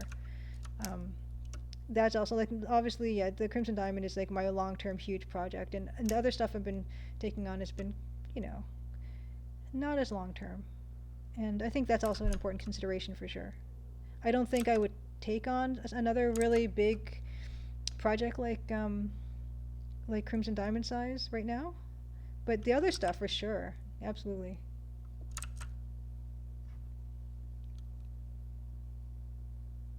Mhm. Yeah, Jim plays games. Not necessarily true that you have a set amount of energy to spend on creativity. Some work can actually generate energy as well as take it. I think that's a really good point. Yep. I think that's a really good point.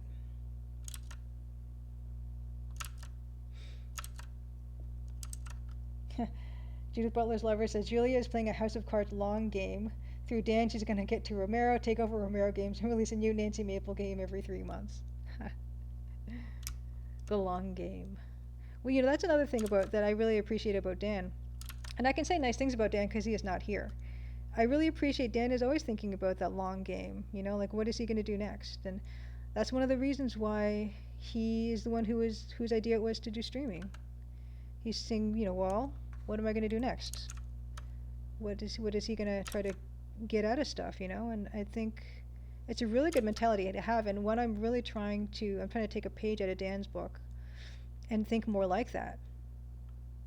He's already thinking about the next thing, like what's going to happen after, and well, after Empire of Sin, it just shipped. What happens after, I got to start thinking, even though it's not finished, what happens after Crimson Diamond, that type of thing, for sure.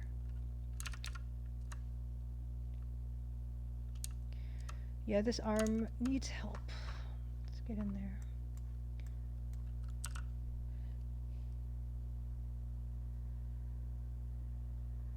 Yes, last studio, your side projects are 1, 5, and 7 years old. They don't pay well. I think I know what you're referring to. Those are really long-term projects you took on, Slad Studio, I'm not going to lie.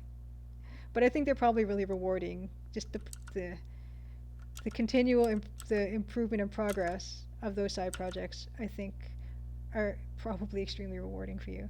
So, congratulations. It's a lot to take on. Jim Plays Games says, I'm in a position where I'm not sure whether to keep trying to pursue the work I love, which may not make enough money, or to go for things that are just okay to work with and make more money. Yeah, and Dan is definitely playing the strategy game of life. Yeah, there's always a balance, Jim, for sure. There's always a balance, and it doesn't have to be one or the other, really.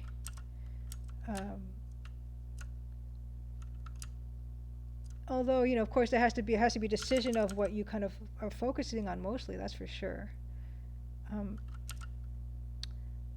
And it's. I think it's different for everybody. It's not an easy choice to make, and it can change. You can make that decision now, and you can decide that you want to change that decision later. So yeah, it's definitely constantly in flux. And I'm not really that good with uncertainty either, and not really knowing what I should be doing, or what I should really be devoting my time to. But I think these are good things to think about.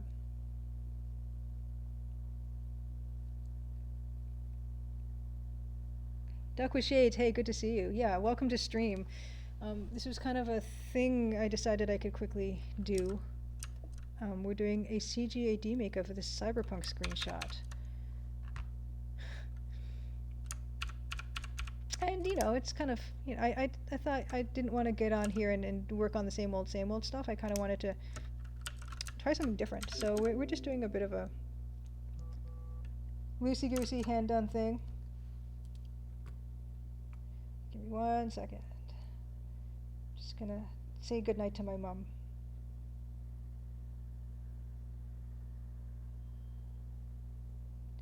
One moment.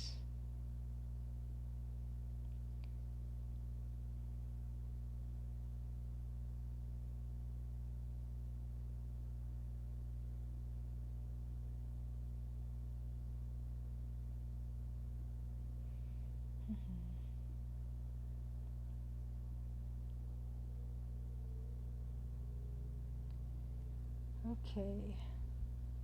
Yes, in Slat Studio, yes. The 1, 5, and 7 year long projects are Slat Studio's kids.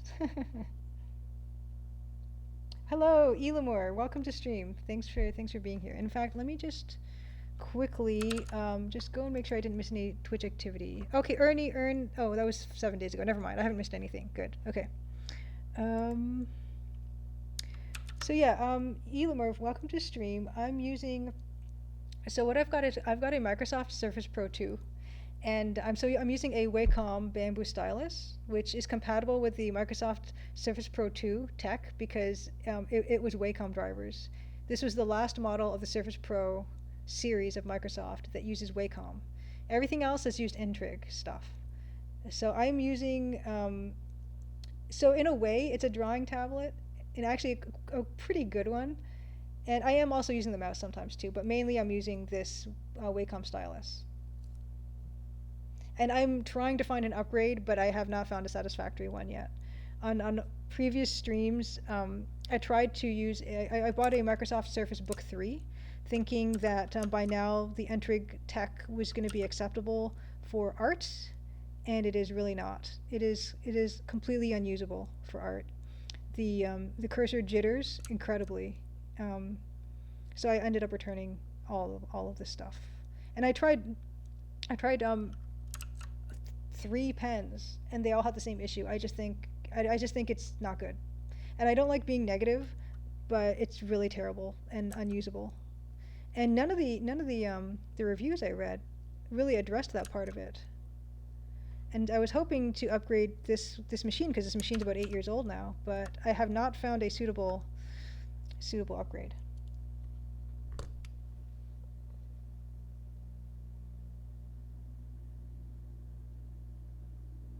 I'm just texting my mom goodnight.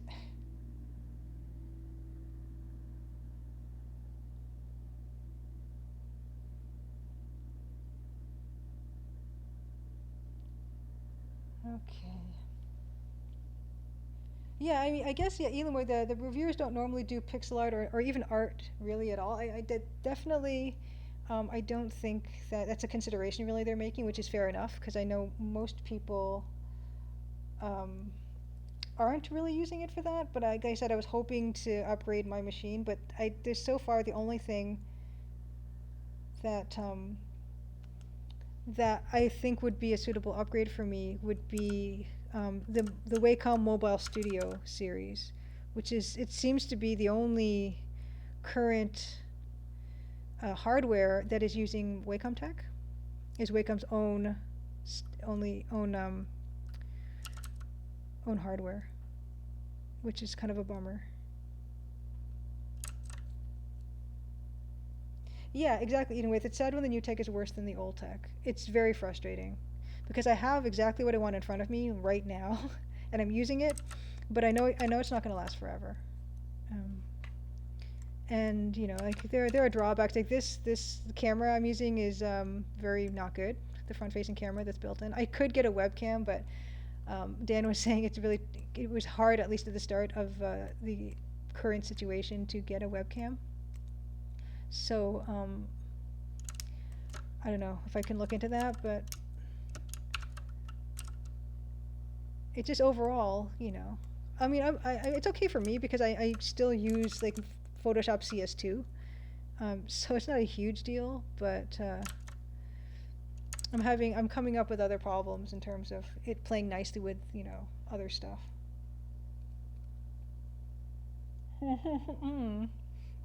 Oh, Deluxe Tux. You have a hybrid and today you could not open your trunk because the battery was dead? Oh my goodness. That's terrible. Jim Plays Games says computers went downhill since the Commodore 64, since Amiga.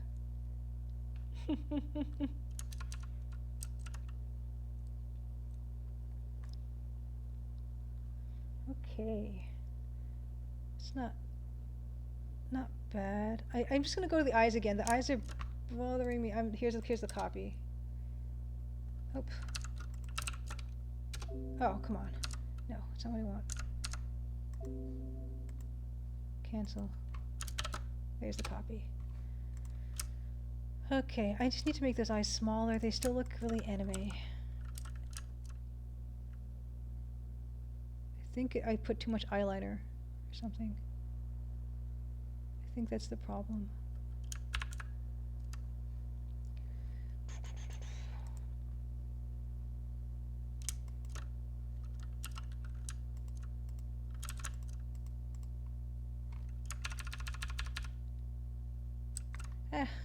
It's not perfect. And the nose there's something wrong with the nose right now too.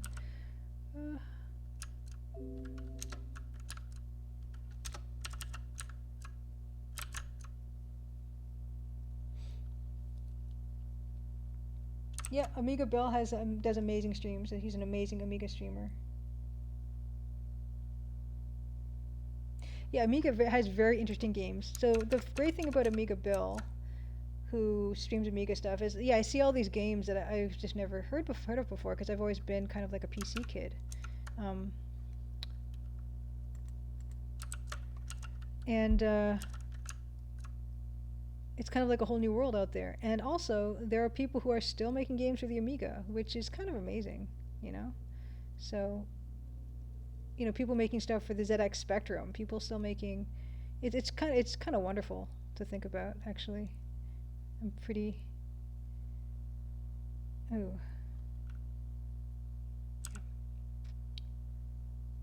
I love that people keep that stuff alive, the old tech.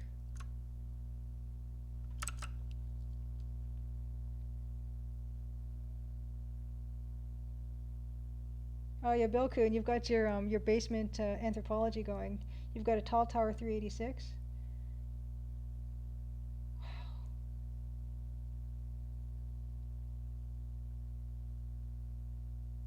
Oh, Judith Butler's lover. Have a great night. Thank you for coming on, and it's always good to see you on. Have a good sleep.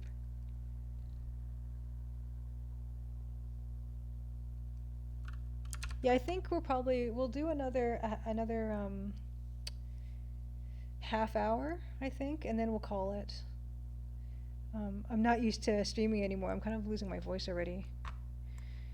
So yeah, we'll call it in half an hour, and that'll be that. Maybe that'll be that for 2020 Crimson Tuesdays. Let's figure out this chrome nail. Yeah, and then the difficulty here is that her hand is on the bar top, which is white because it's emitting light. So it's going to be the lightest thing in the picture. But oh, it's too low. The other difficulty is that her skin is also very light, but I can't. I could make it pink, I guess. I don't feel it. I don't feel the pink. Her hand has to be higher. Maybe I can just scrub it out.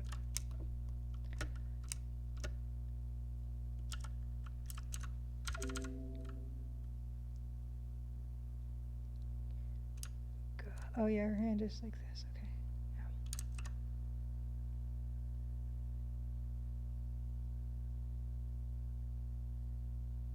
Yeah. Yeah, absolutely. Trust you. Do you stream? Because if you stream, I'll definitely shout you out in chat. Yeah, streaming, it is tricky. And some people, like a middle-aged stream who was here earlier, they just have the most amazing setups, and it's kind of it's wonderful to see. It just there's so much to learn about this whole thing, and I'm still learning. But streaming has been good. I say on the whole, I've really enjoyed it. I don't feel like doing the arm, so I won't. But let's see what else we have. Yeah, I might keep it this bright for now because it's really helping me see the detail. Because yeah, now I can see all this stuff that I missed.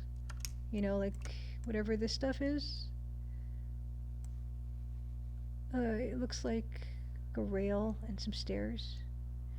So, well, we just put some of that stuff in.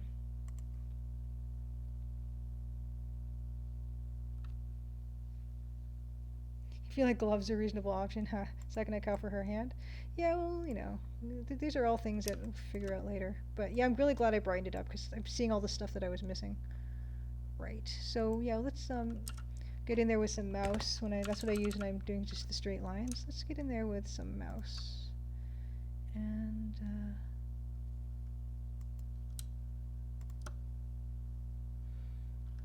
let's get some lines in here.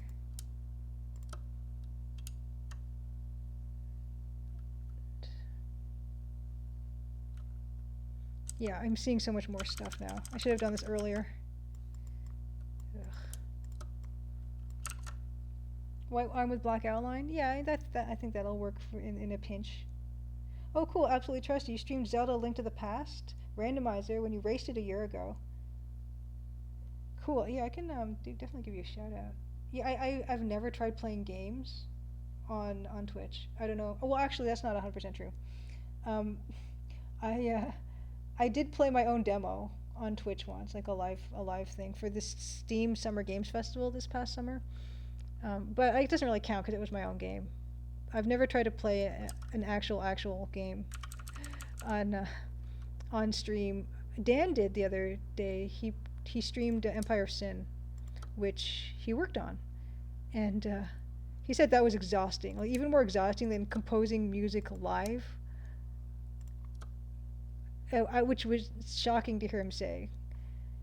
It's more tiring for Dan to play Empire of Sin on stream than to compose music for the Crimson Diamond live, and listen to you guys' feedback and chat and all that.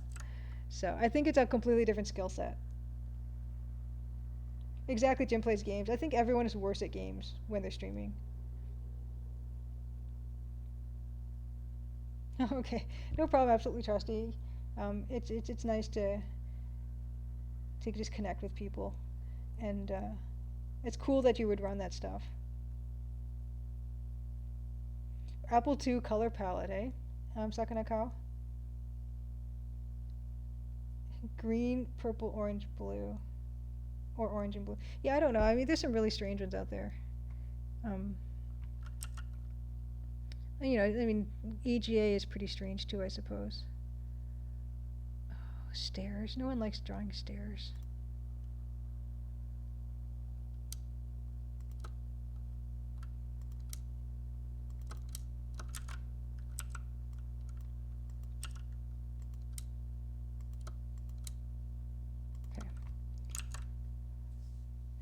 Yeah, and keeping up with chat as well, /studio, that's also a thing.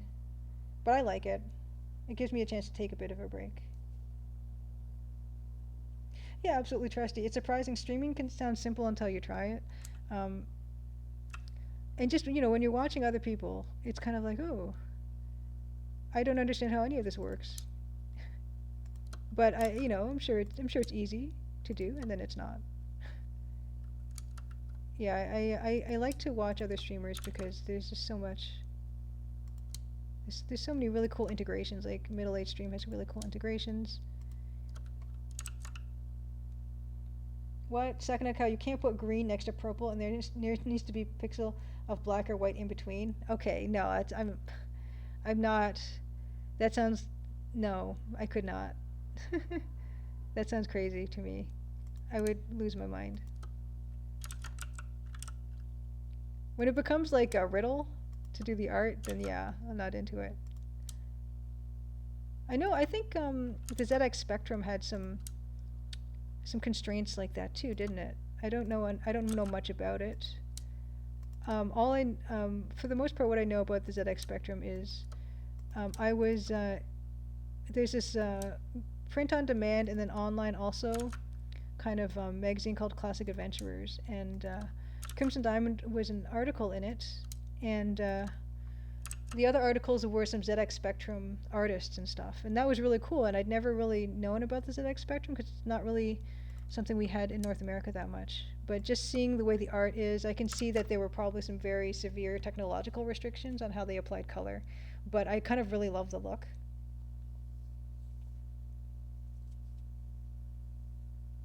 Yeah, Sakana Cow ZX is basically 2 colors per 8 by 8 area, which again is like a puzzle. It's kind of amazing. I really admire all that stuff. Let's see. It's very blurry over there. What's going on? Yeah, old computers are 100% wizardry. I don't understand how any of that works. The artists that were working back in the day on stuff like you talk to Mark Ferrari, who worked on Loom, and Zach McCracken. Talked to Doug Herring, who did the art for Colonel's Bequest and did some work on Quest for Glory 2. They were traditionally trained artists, like painters and draftsmen and stuff like that, draftspeople, and they were working with these extremely primitive tools and these very unforgiving technological limitations. And the fact that they could learn these tools sometimes, and also creating a lot of the tools as they were working on them, working with them, or advising on how to create those tools, and also being able to produce art, in a style that kind of had never been done before. It's really something else. And nowadays, there are, we don't have rules like that anymore, unless you choose to follow them, which I kind of choose to follow with the kind of pixel art I'm doing for the Crimson Diamond, but it's only out of my choice. It's not a limitation. But stuff like the ZX Spectrum, 2 colors per 8 by 8 area, the Apple II with you can't put green next to purple, that type of stuff. Or just you have how many bytes of information of artwork are you allowed to put in a game, that type of thing. It's amazing what they had achieved at that time. Yeah, Elamore, the art is so cool. And the ZX Spectrum, like I'm so happy that I got to be in that issue of Classic Adventurers because it really opened my eyes to something I'd never really known about before. So I feel really fortunate that I got to be in that. And now I follow some people on Twitter who are really big into the Spectrum, and I know that the Adventuron, which is a kind of a game engine, they also I think it's compatible to make ZX Spectrum games too, and it's really cool. Yeah, I can't imagine GM Plays Games trying to code on old computers. Yeah, Atari 2600 had 128 bytes of RAM.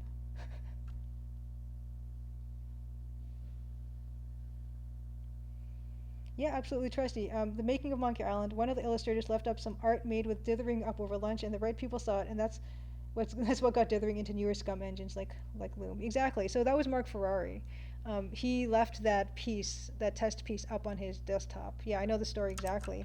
And then they kind of invented dithering for him because he said he wanted to achieve the look of more colors, but with the same color palette, and it kind of hadn't been done before.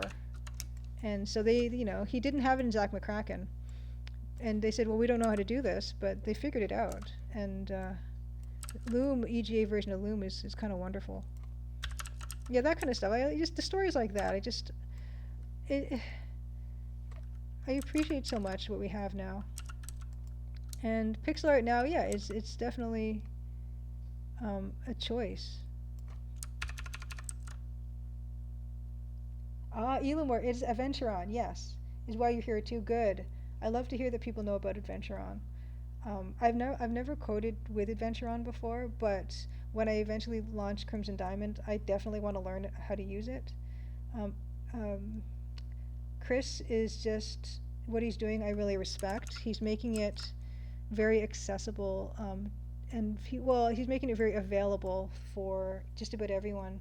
You can use Adventure On in a browser, and you can, when you program stuff with it, you can make it so that it can work on mobile devices. I judged one of the Adventure On game jams a while ago, and I was really impressed with what I saw. Not just from people who have a lot of experience with games. There are a few people that were entering in the game jam this was their first game that they ever made, an Adventure On, and it was something I could play on my phone and as well on the PC, and it's an incredible tool that he's building, and he's also building it with schools and the educational aspect in mind, which I just think is wonderful too. So. Oh yeah, that's another thing. So there's a Christmas Adventure On Christmas game jam, and I kind of I donated a copy when it eventually launches of the Crimson Diamond as a prize. So, because he asked me about it, and I said, well, Chris, it doesn't exist yet, and he's like, it's fine. So yeah, I donated a copy of that, and I would like to judge another game jam eventually, but it takes up so much time that I can't really do it right now. But I love his project, and I like to support it whenever I can. Yeah, game patches now are 60 gigabytes. It's amazing. And 8-Bit Guy is another great YouTube channel. Yes, I watched some of 8-Bit Guy's videos about CGA and EGA, stuff like that. Yes, and second Kyle, thank you for linking Mark Ferrari's color cycling art. Yes, Chris is super helpful with Adventure On. And I'm just gonna say the name Adventure On in chat again. I know you did, but I just want to make sure people know about it. Oh my gosh, thank you, autocorrect. Thank you for nothing. Adventure On. Okay. Yeah, I recommend it. I mean, if you go on to Itch.io, you can find. Thank you, Elamore. Yes. Thank you. Yeah, if you go on Itch.io to the Adventure On page, there's a ton of free to play games. You can play them on your PC, you can play them on mobile, some of them. You can save your game, you can load the game. Definitely check it out. If you really like text parser games or games with limited graphics. Yes, thank you, Elamore. Perfect. Thank you. Thank you for the link to adventureon.io. It is a development environment, Jim plays games. It is, but it's all done in browser, I think. I'm not 100% clear because I haven't tried it myself. But it's definitely a goal of mine to make a little game in it at one point, because it's kind of amazing. And he's got these wonderful tutorials too, where he walks, probably grade school age kids, who walks them through. Yes, development environment. Elamore was trying a bunch of different ones, and he or she familiar with Inform. But the ability to export to HTML easily and graphics and even URL links, it was a choice for you. Yes. Yeah, absolutely. It seems to be really flexible. And open source, I believe, which Adventure Game Studio is as well. And Adventure Game Studio is what I'm building the Crimson Diamond in. And it's also a development environment. And I found that because I'm kind of I'm a very beginner coder type of person, having that development environment for me really helps. And I'm also a pretty visual person, so it really helps to have something like that. And I think it's also good for educational purposes. I think, I just love IDEs, integrated design environments, is what I'm learning about now, as I'm trying to, see about other tools. Oh, that looks terrible. I don't like that. Yeah.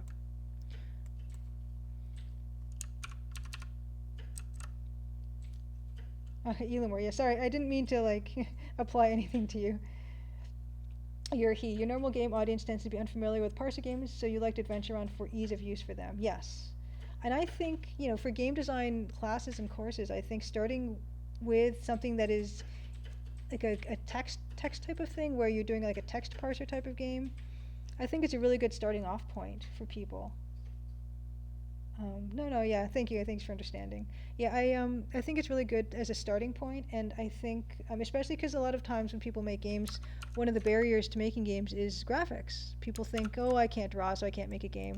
And when you have something that either has no graphics, like a text parser game, or something with very simple graphics, very, I don't want to call them crude graphics because crude kind of has a negative connotation, but very simplified graphics, which is the stuff I love anyway.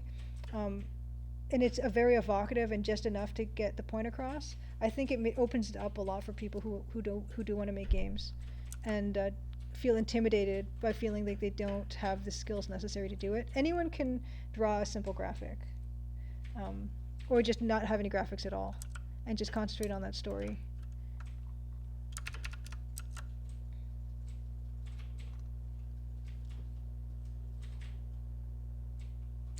Interesting. Jim plays games. A friend of yours is making her first game in RPG Maker, which can be done with no coding.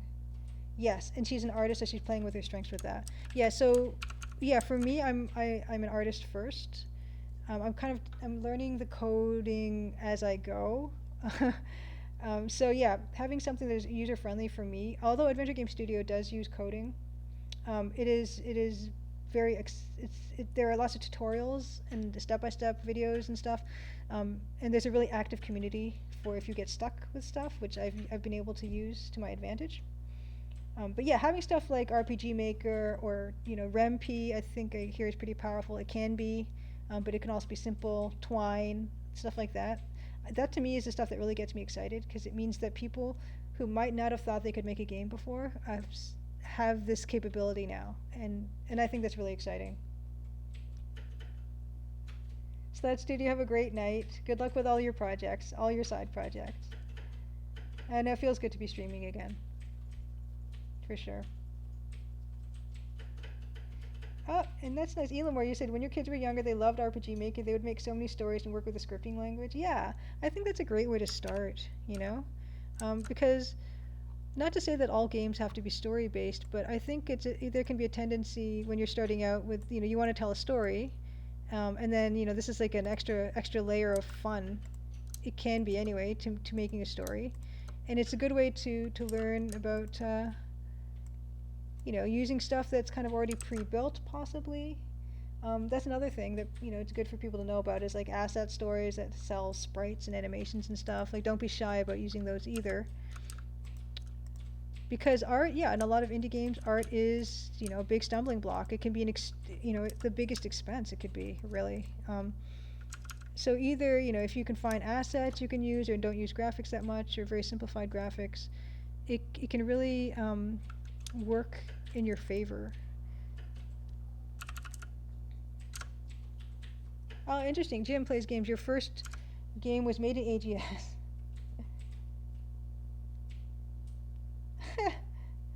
That's great. The graphics were deliberately bad because the conceit was it was an abandoned game. The main character went on a quest to complain to the designer about not being finished, turning limitations into creativity. I love that. Yeah. Yeah, I think.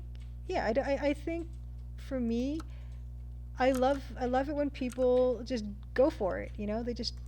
They might not think that they have all the skills necessary, but you can learn along the way. When I started making the Crimson Diamond, I did not think I was going to be making a game. I just thought I was making some art, and I kind of taught myself along the way how to do the other stuff. And I think it can be a nice approach. Especially if it's just it's like a hobby project, and you're just trying to figure it out, and there's no pressure really. I found I had less pressure with the Crimson Diamond when I finally decided that I knew enough programming to finish the game.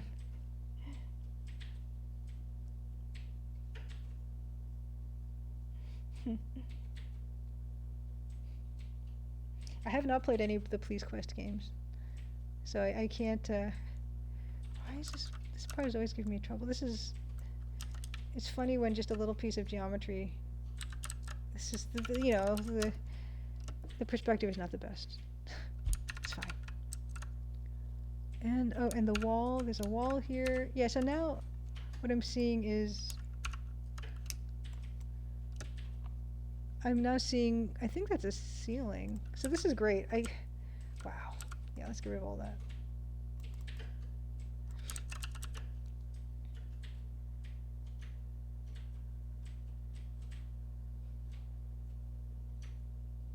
Even with you came up with a new Police Quest game, Police Quest Ghost of Baines.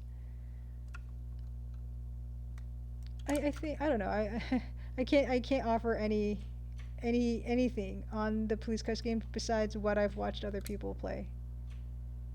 Which is actually a nice another reason why Let's Plays are kind of awesome.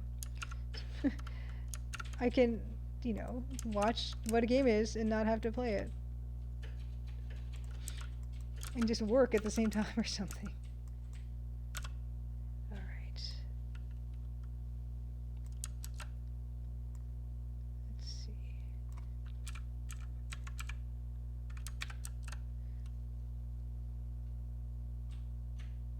Oh, interesting. Sonny Bonds is being haunted by the return of the Death Angel, but Jesse Baines is dead, or is he? Eating with? I like it. I like it. Oh, you know what? This is tilted. Yeah, long plays can be really chill. I agree. Absolutely trusty. I do enjoy it. Also I like watching people play old Sierra games like Gold Rush or Codename Iceman, stuff that yeah, I could play it if I wanted to, but I am mostly there just to see what the game is like and see what the art's like. I don't really feel the need to experience them on my own. And I'm glad that those are things that exist. Also, I've been watching Game Grumps their playthrough of Danganronpa, because I've never played a Danganronpa game. So I was curious to see what that would be like, because it's kind of like a mystery kind of thing, and I had really no idea what to expect. So that's been really educational for me, because it's a type of game that I've just never experienced before. So it's really chill to watch them kind of go through it. Yeah, Elamore, what do you think of Danganronpa? I know that those games seem to have pretty big following. So that's why I was curious. That's why I started watching the Let's Play, because I was thinking, well, this is a story-based mystery game, so I want to learn more about that. And I don't know, to be honest, I don't know how I feel about it. Really. It's kind of like visual novel-y like, but more gameplay, I guess. I don't know.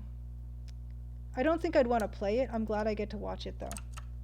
Oh, Deluxe Touch, you like Danganronpa?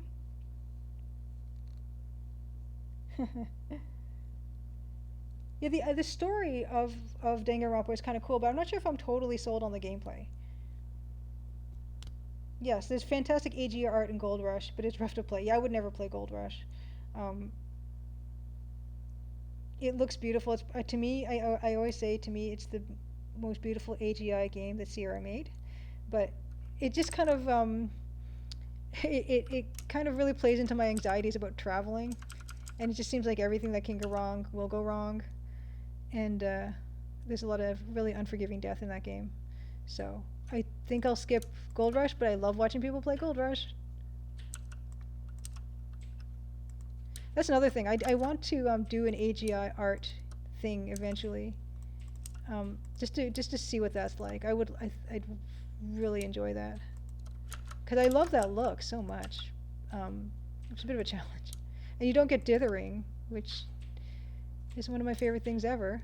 But yeah, I do want it. I like doing CGA art. I want to do AGI art as well.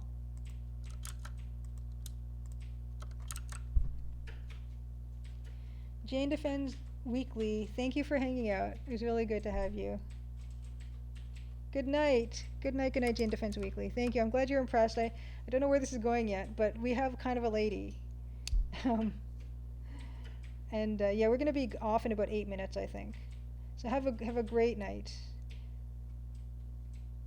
Oh, wow. Terry Crews played Danganronpa for charity? Oh, my goodness. Yeah, Gold Rush has nothing you could have done deaths. Yikes. Oh yeah, it's really good at conveying how dangerous the time was in the Gold Rush, I'm sure. But yeah. Ooh. I think what I would like most is, yeah, I can just find like screenshots, like really lossless screenshots, like nice PNG screenshots of Gold Rush, and I think that'll do me. I think that's all I need. Ooh, Geek Boxing on YouTube did Great pre-show for stream of Gold Rush. Two brothers who wrote the game are super foremost historians of the historical Gold Rush. Okay, cool. I'm gonna look that up too, just to have it on my phone. Yes, that game Snatcher. The colors are gorgeous. It reminds me of Fruit Loops. Okay, so that's a Geek Boxing. YouTube Gold Rush. That you know really get the feeling that Gold Rush was exhaustively researched. Gold Rush, cool. Yeah. Okay, cool. Cool. Thank you. I will check that out. Okay. Yeah, King's Quest IV was also a very nice looking AGI game. Ooh. And sorry, I'm just gonna check that. DigiSniper, thank you for the follow. Yeah, actually, this was a good time to switch to Big Julia mode. Ooh. Okay, Astayanix says, YouTuber YYZZYXZ. Okay, I'm gonna just have that in my phone too.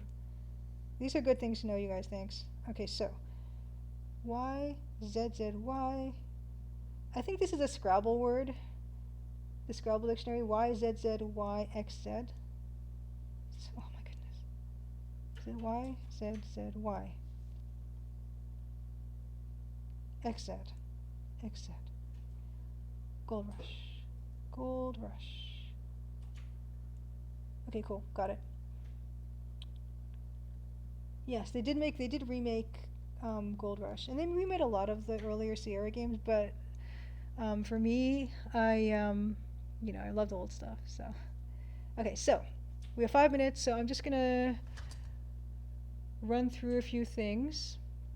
So, so if for anyone who has not seen the latest issue of the Gazette, I'm just going to link it up. It's basically the dev blog. So the dev blog has all 26 issues of the Gazette, kind of on there. If you want to subscribe, you can get the Gazette directly to your email box. So that's on the left-hand side of the main website, crimsondiamond.com, thecrimsondiamond.com. So there's a mailing list if you do want it there, but if you don't feel like joining the mailing list, I always will just tweet out, when I do those. And I put them out about like the 15th or 16th of every month for the most part. So you can watch out for those. I put rock facts in, hopefully Canadian rock facts. There's a really cool rock fact in this month's Gazette. So there's that. And also, just another reminder that this year's holiday card is coming out. And these two are previous year's holiday cards. This one is the size that Patreon members at the $5 tier will be getting. And there's no writing in this one. Yeah, so that's what you guys can expect to get. Even if you sign up to the Patreon at $5 tier now, as long as you do it before I actually do the mailing, then you'll get them. That's the other bit of news. The other bit of news is thank you guys. Yeah, I love doing the cards. And Astayanix. It's great to hang out with you guys. As I said, and this might be the last one for the year. I'm not 100% sure yet, so I'm really glad that I got to come on with you guys for this potentially last Crimson Tuesday of the year. But I gotta say, it's, I can't say that it's been a great year, because I don't think anyone would say that, but you guys have made the year a little bit better, I will say. And it's been fun to hang out and socialize, and although I wasn't able to come on for the past few weeks, it's always a treat, and I'm glad I was able to today. Yes, and if I don't see you guys before the end of the year, stay safe, stay healthy. We'll definitely meet up again next year. Yes, and there have been some good things in the year. But we'll hope the next year is even better in every way. And thank you. I'm glad you guys enjoyed the stream. I I don't know how far we got on that, and I don't know if I'll get back to that. I would like to, but who only knows? The Hades one's not finished yet. This one's not finished. It might be a while. Yes, and hopefully 2020 finishes it off well for everybody. And over the treetops, good to see you again. And thanks again, Ambersine. Thank you for the sub for 6 months. That's amazing. And thank you, Elamore. Thank you for coming on. Thank you for anyone who is new and decided to give it a shot. Yeah, I don't. I sometimes do demakes. I sometimes do game art for the actual Crimson Diamond. It's kind of a mixed bag. I either do one or the other, pretty much. And you know, usually Dan will come on in the other week, and we'll do music stuff, which is also really cool. I put the videos up on YouTube if you ever want to check back and see other stuff we've been doing. Usually they're longer streams, but I'm still pretty busy right now, and we'll get around to it. Hopefully we'll build back up to that. Ducko Shades, good to see you again, of course. Bill Kuhn, Merry Christmas, and thank you so much. And Mousemas, of course. It's, yeah, like I said, this has been a silver lining, and we wouldn't have even started this had it not been for everything that's going on right now. So, you know, not that it was worth it per se, but you know, we take what we can, right? I'm one of those people. It's 10:29. Oh, you know what? We should raid someone. That'll do it. That'll do it. Let me see who's on. I nearly forgot. Absolutely Trusty, good night. Happy holidays. Who do we got? Ooh. Well, you know what? I was talking up middle-aged stream earlier, and he actually came in, dropped into chat, which is really cool. So we're gonna raid middle-aged stream, and you can see what I was talking about this whole time. He is an awesome streamer, so we're gonna go on there. What's my raid message? It's one of those things I haven't learned how to do yet. I don't know what my raid message is, you guys. I don't know. Why don't we say it's Crimson Diamond Raid. This will be I don't know how this works, you guys. I still am not 100% sure what the Twitch etiquette is. But yes, I don't know. Thank you, Absolutely Trusty. I don't know. Crimson Diamond Raid, we'll just leave it at that. And I'm going to set this up to raid middle-aged stream. Oop. And yeah, you can see what I mean. He's like a disc jockey and plus Adult Swim. It's kind of amazing. Does that work? Okay, yes. We're going to work on that. So I'll wait for the bus to get full. Okay, that looks like everyone. So why don't I'll meet you guys over there. I'm going to probably duck out for a bit because I need to eat something and drink something. My voice is not being good to me right now, but we're going to enjoy some wonderful streaming from a wonderful streamer who may in the future stream the Crimson Diamond demo, and I hope to be there for that. So thank you again, you guys, so much for this Crimson Tuesday. It's always nice to see you guys, and we'll do this again. We'll do this again soon. Bye.